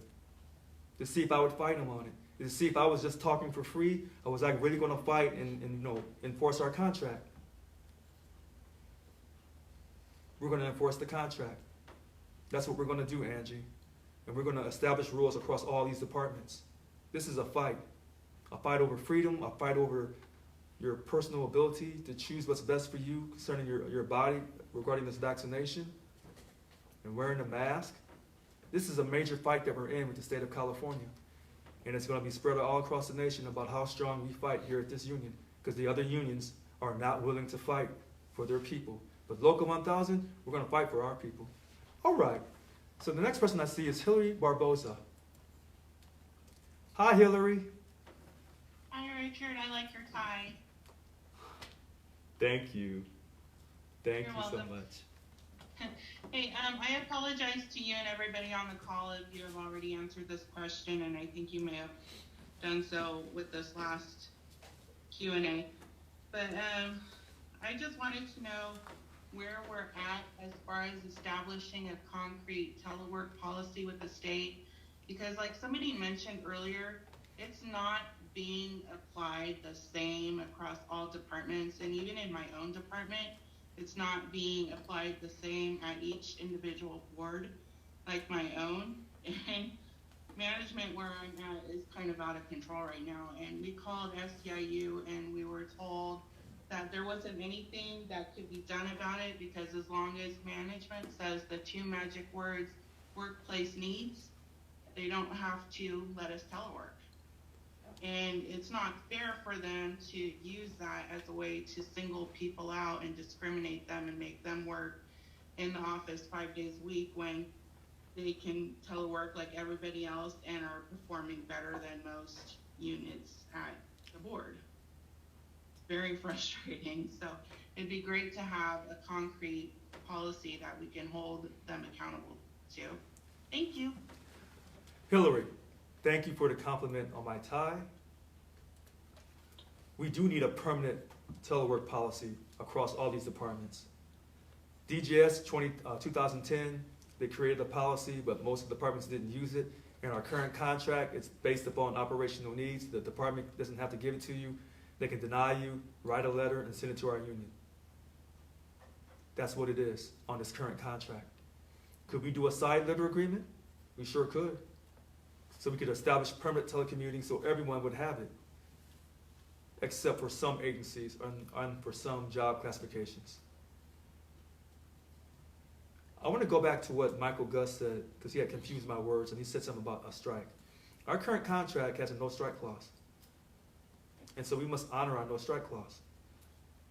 In our next contract, after this current contract expires on June 30th, 2023, and we bargain in good faith, anything can happen after that. And so in order to get a high quality contract, you have to be willing to fight. Do you fight by, having massive rallies? Do you fight by, quote, going on strike? Everyone has an opinion. Do you fight the state of California by telling all of your business on Facebook? Some people say no. Some people say, talk about this governor and his lack of leadership and all of the mistakes that he's made and how it has destroyed people's lives. The way he's trying to destroy lives in Lassen County by closing that prison for no reason at all. Talk about these things, and maybe he could ask for forgiveness. And he can make better decisions in the future. But don't have private conversations where nobody can hear so that he's not held accountable. So everybody has an opinion. We're going to get that permanent telecommuting. But it's going to take some work. It's going to take some dedication. And having the membership level the way it is now, it's not good enough. We need to have a lot higher membership. And there's nothing wrong with saying that out in the open. A union needs to fight for its people. Not fight for the politicians, but fight for its people that it represents. Because the politicians don't pay our dues. Our dues-paying members pay our dues. And our non-members we're trying to encourage to become dues-paying members. Because we need financial leverage. All right, I'll stop there. So, John Fox. Hello, John. I've been waiting on you. Come on, John Fox. Hello, how are you doing, sir? Sir, I'm doing great. I thought you was coming by last week. I was ready for you. I had a health issue that prevented me from even walking. So, okay. But trust me, I have not forgotten. We will certainly meet, and we'll have a conversation. Sounds great. I just want to make a couple of quick points. First of all, regarding Michael Gus, I felt he was summarily dismissed. And I understand where you're coming from, but I think he made a good point, one that should not be ignored. Okay. Which is, and if there's another venue, so maybe with Annika's, I know it's going to be a Steward call, but maybe something like that, right, that people can call in and share those kinds of concerns about the workplace. Sure. So Michael Gus, if you're listening, maybe you can push for that. Another point, and I want to be very clear, because 2 minutes is not much time. I think it's folly for us to argue. I'm hearing this debate going back and forth. Okay, let's be clear. Labor unions historically have been political institutions. I hear what you're saying, Mr. Brown. We're not going to sit there and represent or fight for candidate A or B. And I agree with that 100%. But I think it's folly because I think a lot of people really don't understand when we talk about being political. I hear some what I believe is misunderstanding. So let's be very clear. We are a political institution. The fact that we got to sit down and negotiate with someone else, that engagement is political by its very nature. So we can't just say, I'm not going to be in politics. It's not savvy, and it certainly isn't smart. Okay, couple questions for you, sir. You talked about 21% over 3 years, and I don't expect you to tell us your strategy. I totally get that. Okay. But I know about 3, maybe 4 years ago, we were talking about holding a one-day walkout, just a walkout to kind of press the negotiations. And people were very much, at least the people on my side, they were very much hesitant. I'll keep it there. They were hesitant. They weren't going to do it. They were afraid of management. So my question, I'm not expecting an answer tonight, but at some point when you talk about the strike fund and all this other stuff, what hammer will this union use? Because when we say the union, we're talking about all the membership. It ain't what you say, it ain't what I say. This paltry group of people who are listening now, that's nothing. You got to convince the membership. We are the Titanic. You don't change course in the Titanic just because you say it. And blustery words ain't going to make it happen. Last question. So really, in terms of that question, I'm just asking you to consider at some point, let's know, okay, this is going to be our strategy when we get to this point, or if we get to this point, and share that at your appropriate time. Last question. In terms of the OPEC, because I hear you talking about the contract is good, it's not good. I hear you going back and forth. So in terms of the OPEC, what's your feeling about that? Because I know I get a lot of members who have questions about that. They feel like, oh, we got this little pay increase, but I got to give it back to the union. I have to always correct them about that misunderstanding, explain to them what the OPEC does for them. So if you could address that question specifically about the OPEC, where do you stand with that? Okay. John Fox, I'm glad you called in. The question about unions are historically been involved in politics. I will still respectfully disagree with you, and maybe Michael Gus probably agrees with you on this. Unions were historically involved about money for their contract. Did they deal with politicians? Yes, they did. But it wasn't about social justice. John Fox, you know in our union we have people of different parties. Local 1000 has a history of supporting these Democrats on these social justice issues, and you're alienating half of your union of non-Democrats. If we're going to create a labor union and not a social justice organization, you have to walk away from this social justice. Now, I gave out an example of the pension, the CalPERS debate on August 17th at 6:30 p.m. here at Local 1000. That's an example of us being in politics, but it relates directly to our contract. That's what I mean by that. If you're going to get people of different parties together, it has to come down to money and respect in the workplace. That's what a union was created for. A union was not created for social justice. It was not. And there's nothing wrong with social justice in this great country. But when you have a union, people of different political parties, different races, different mindsets, different religions, you have to do two things. Money, for a period of time, and job representation. That's what a union does. A social justice organization that parades itself like a union, now that's different. And that's what Local 1000 has been doing all of these years. Next thing, a small group of people listening right now. Here's the funny thing about what you said, John Fox, and I'm saying this respectfully to you, and I'm glad your health is better. When I did my campaign, and I did them videos, I'd see 2 or 3 people watching. Maybe I'd get lucky, I have 20 people. What I didn't realize is those videos are being viewed later on. So I don't know everybody who watches those videos. This is no different tonight. We may only see a few people, but you can best believe the state of California, and people across America is watching this video to see if I will break my word, to see if I will fall to peer pressure. I will not fall. The thing about blustery words, you say that, I can use all these words and that's not going to really get anything done. Hold on a second.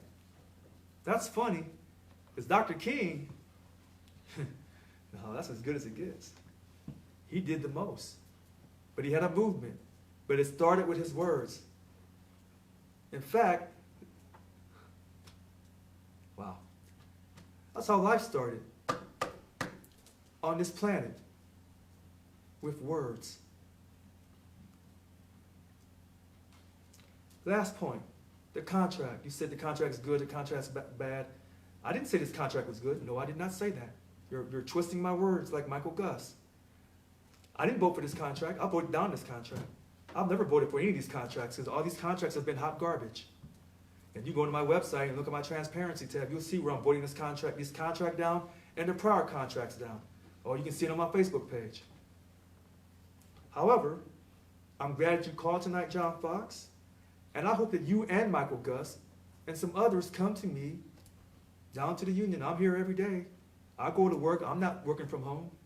You can come down and talk to me unless I'm at a work site or I'm in a meeting. I come to work every day. The staff, well, sometimes they come to work, sometimes they don't. They telework. And why do they telework?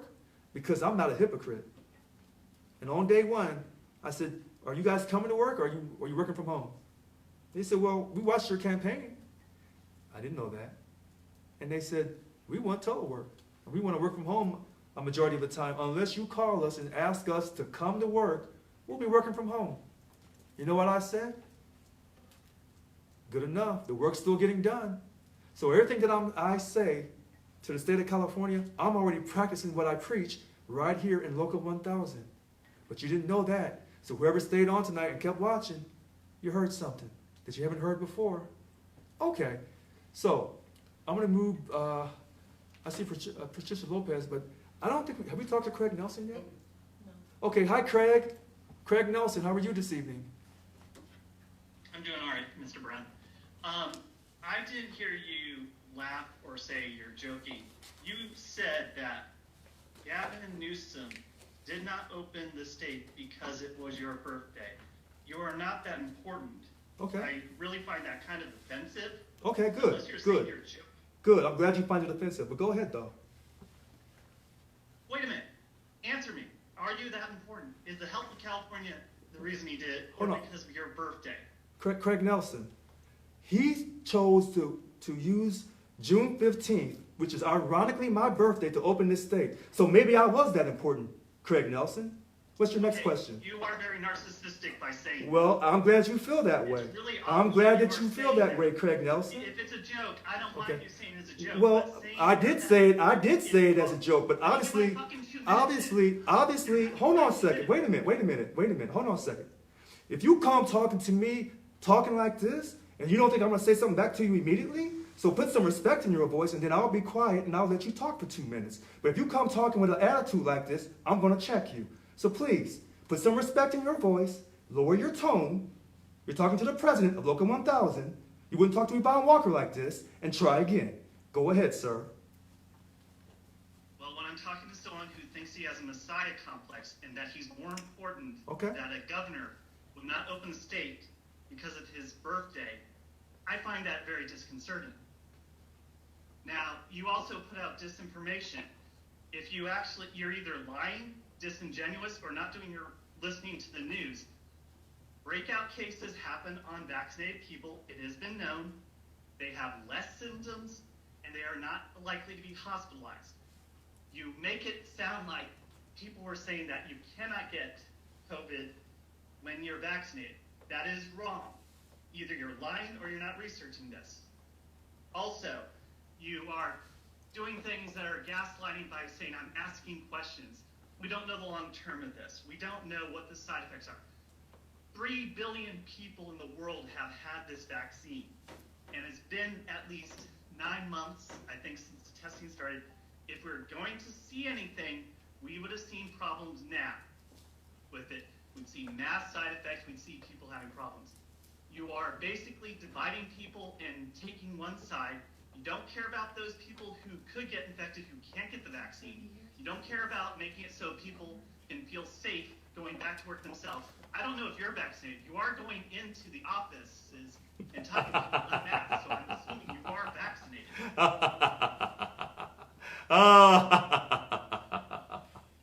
Woo!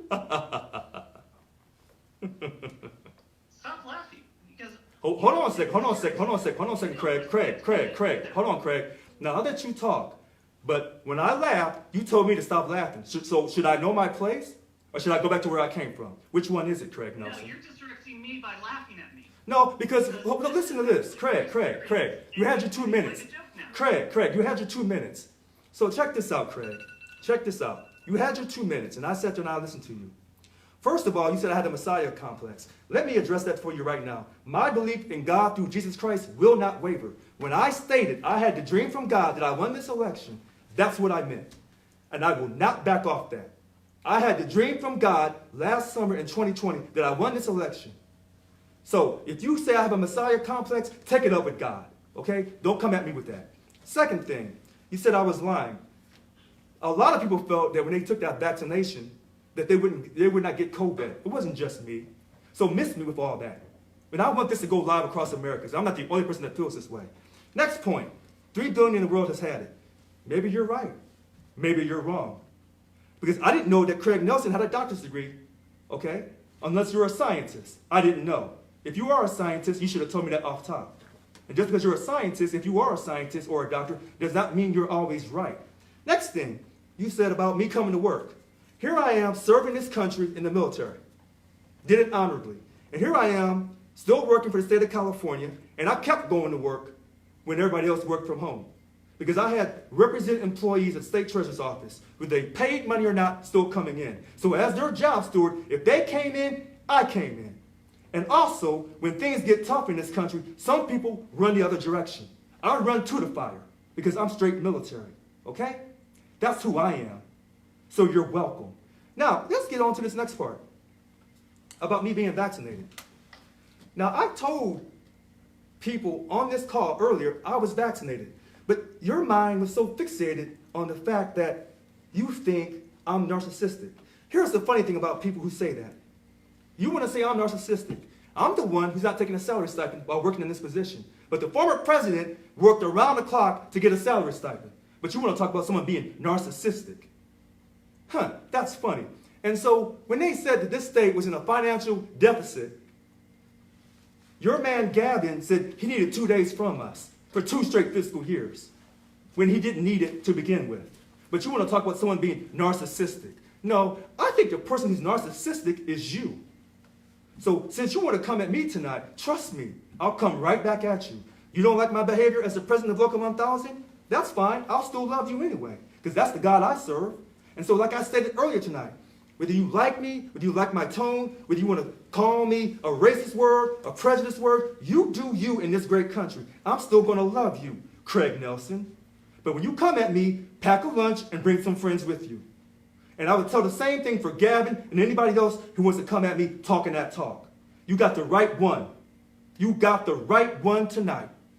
Okay, let's move on. Patricia Lopez. I know. Go home. Because this is going to be a long night tonight. I'm not letting nobody off the hook tonight.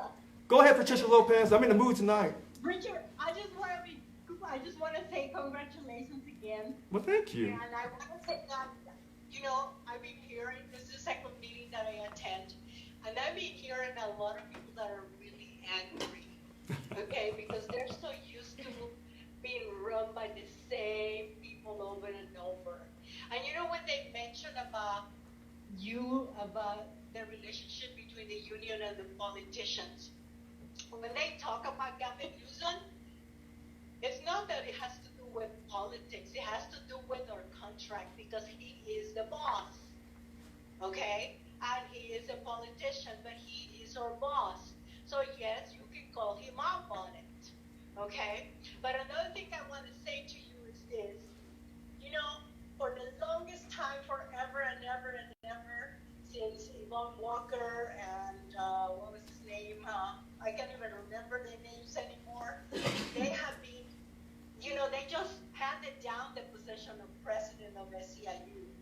okay? And, you know, until we had a CEO for president, which was Yvonne Walker, who gave herself an increase in pay, while the rest of us got reductions in pay, okay?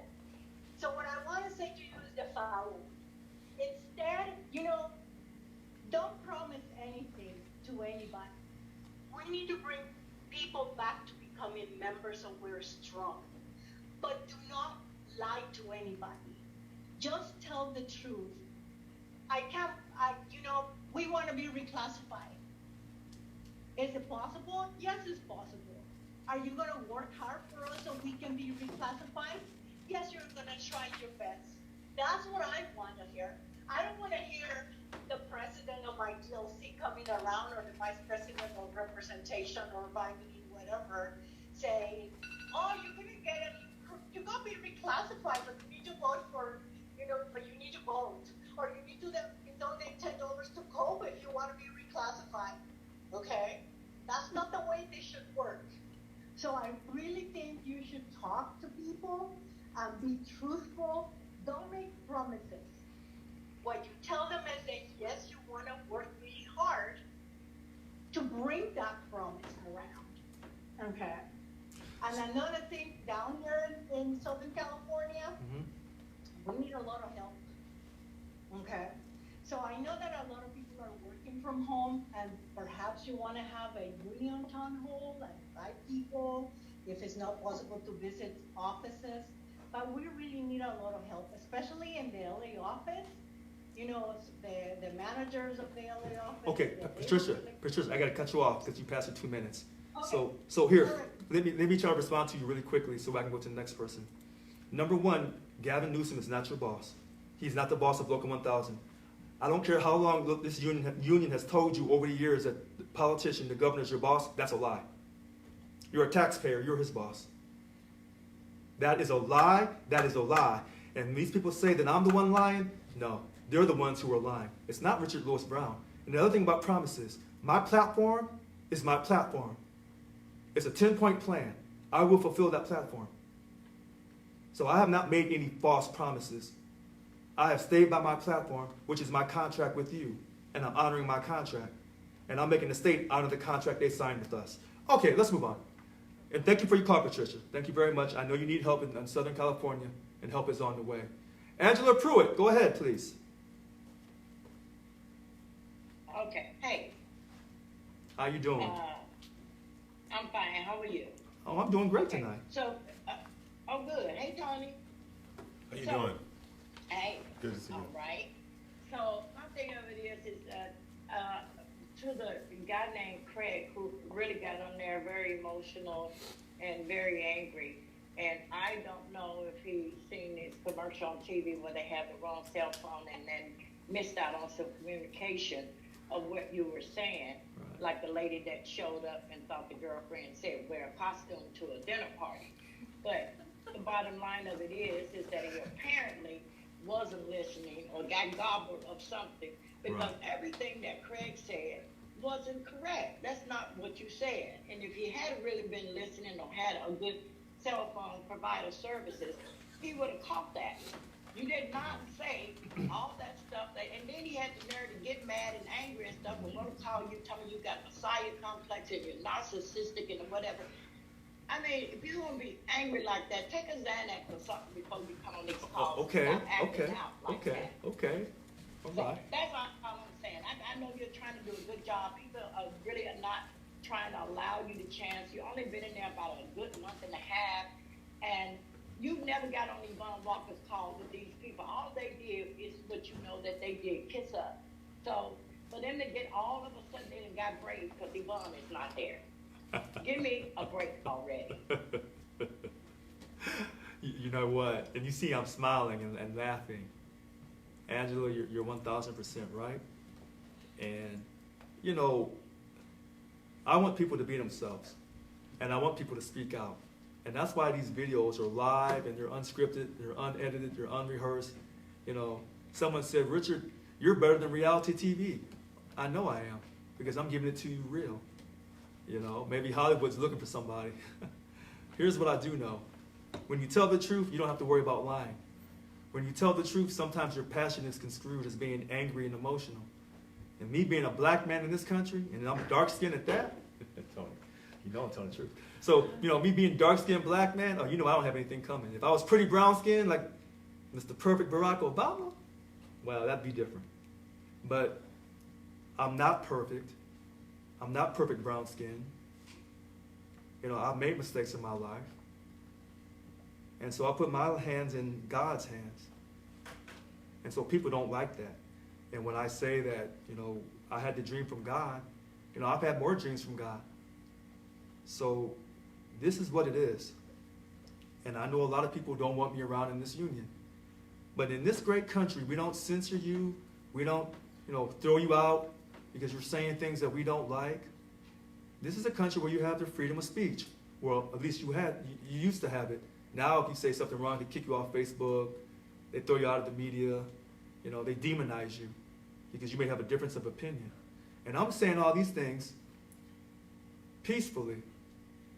I'm not leading a protest rally, and there's a bunch of us doing a protest rally, and a few of us go in there and bust the window out. I'm just talking, and they don't want me talking.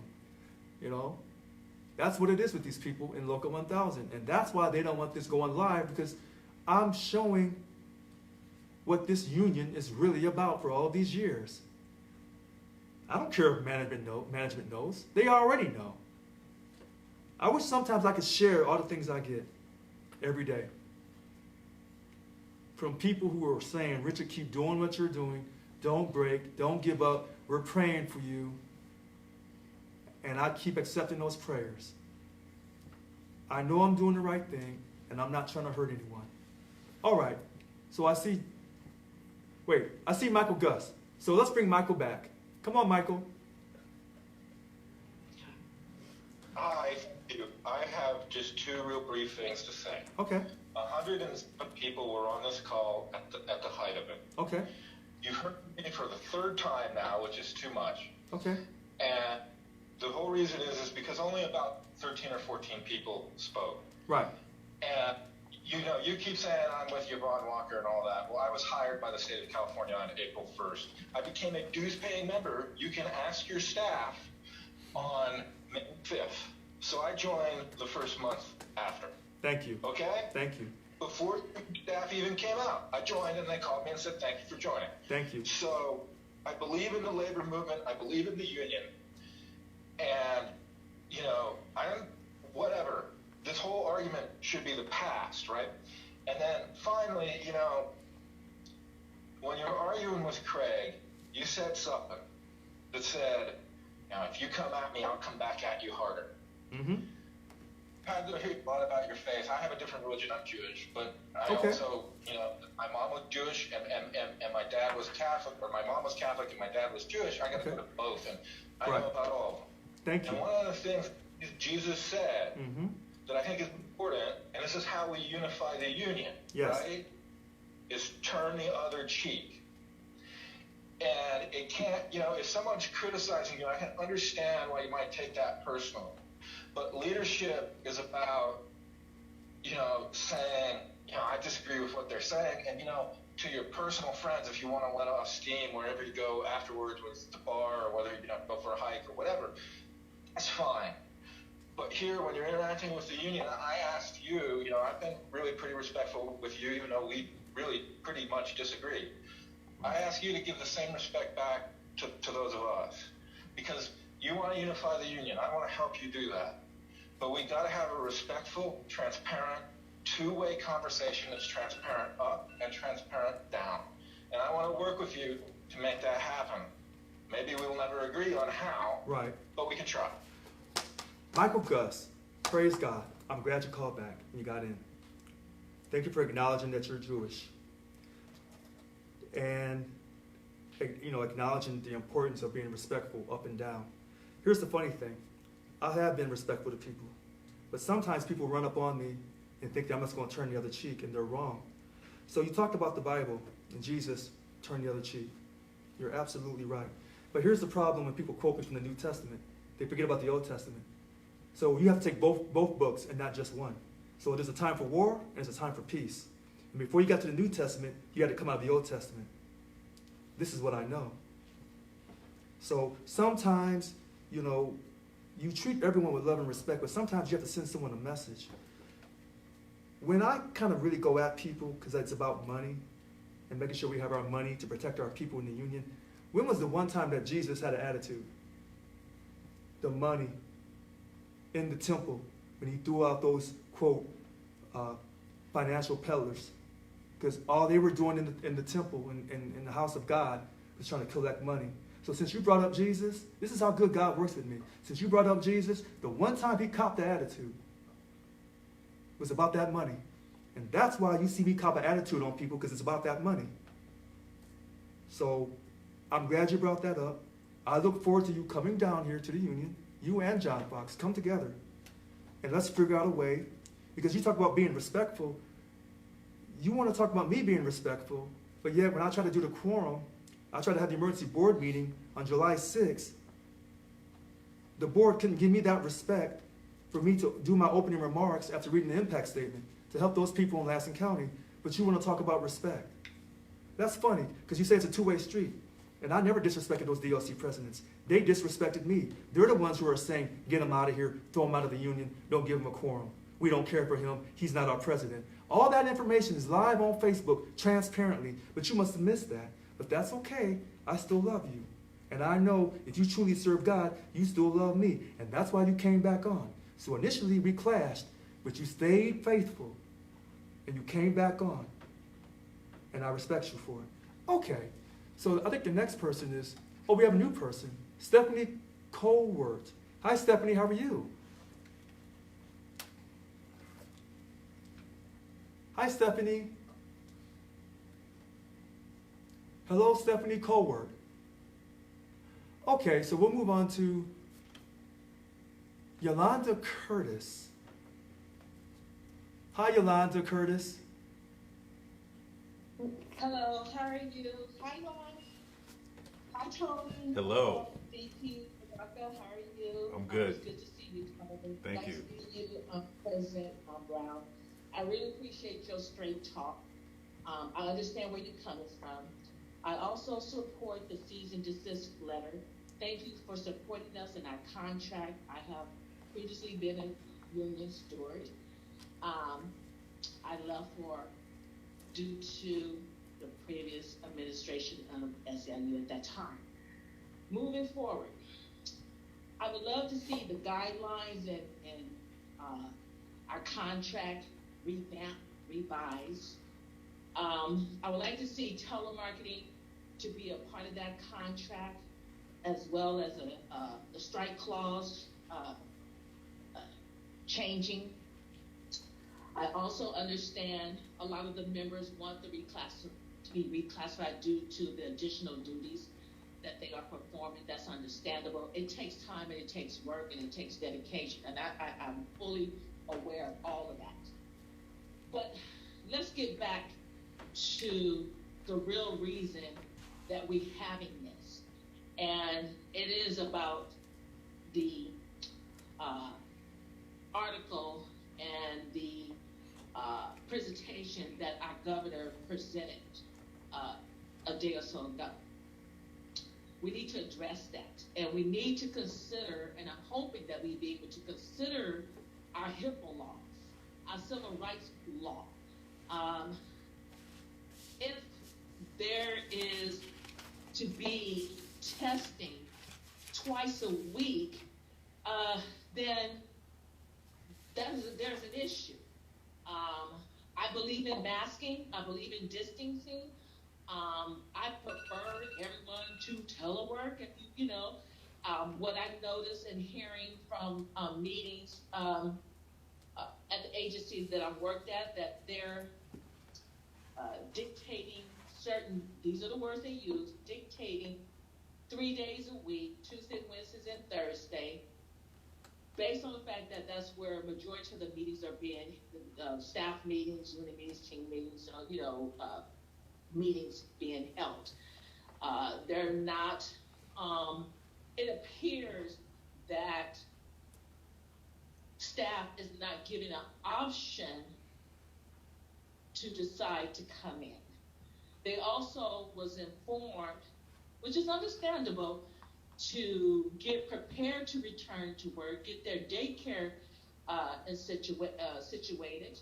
I also participated in a unit meeting, and I heard staff concerned of taking care of elderlies, and they're at home with them. So they're concerned of returning back to work and going home to take care of their small children and their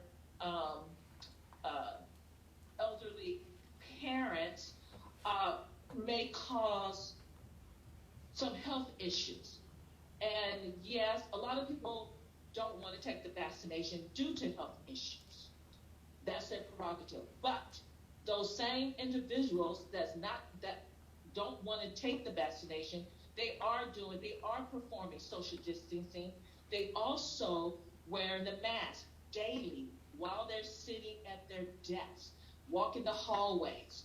There are some that are vaccinated, there's not. I just feel that when you do go to, when the team of SEIU decide to have a meeting with the governor, is to look at the options and give the people give state of California the options, because they already took 10% and then they're going to tell us, oh, you want to take our rights away? I just don't feel right about that. And I think that we need to look at that as a bigger picture. What's the big picture down the line between now and 10 years? Because that's what it's going to take. I understand everybody's concerned. I understand what the doctor says and this says and that says. I have a strong religion belief, right. So I'm very close. So I just want to get back to the facts, get back how we're going to make this happen right, okay. and as well as protect our health and safety and our contract. Okay, so here's what we're going to do. That's going to be the last call, because she threw out a lot of information kind of quickly. And what we see tonight is there's more questions than there are answers. And that's where our country is on this issue. And no one has all the answers. I don't care what they tell you. No one has all these answers on this situation called COVID. Tonight was a hot night. We got through it. I'm glad that everyone came on. And even though it may look like only a few people came tonight, I know in my heart a lot of people are going to watch this later on.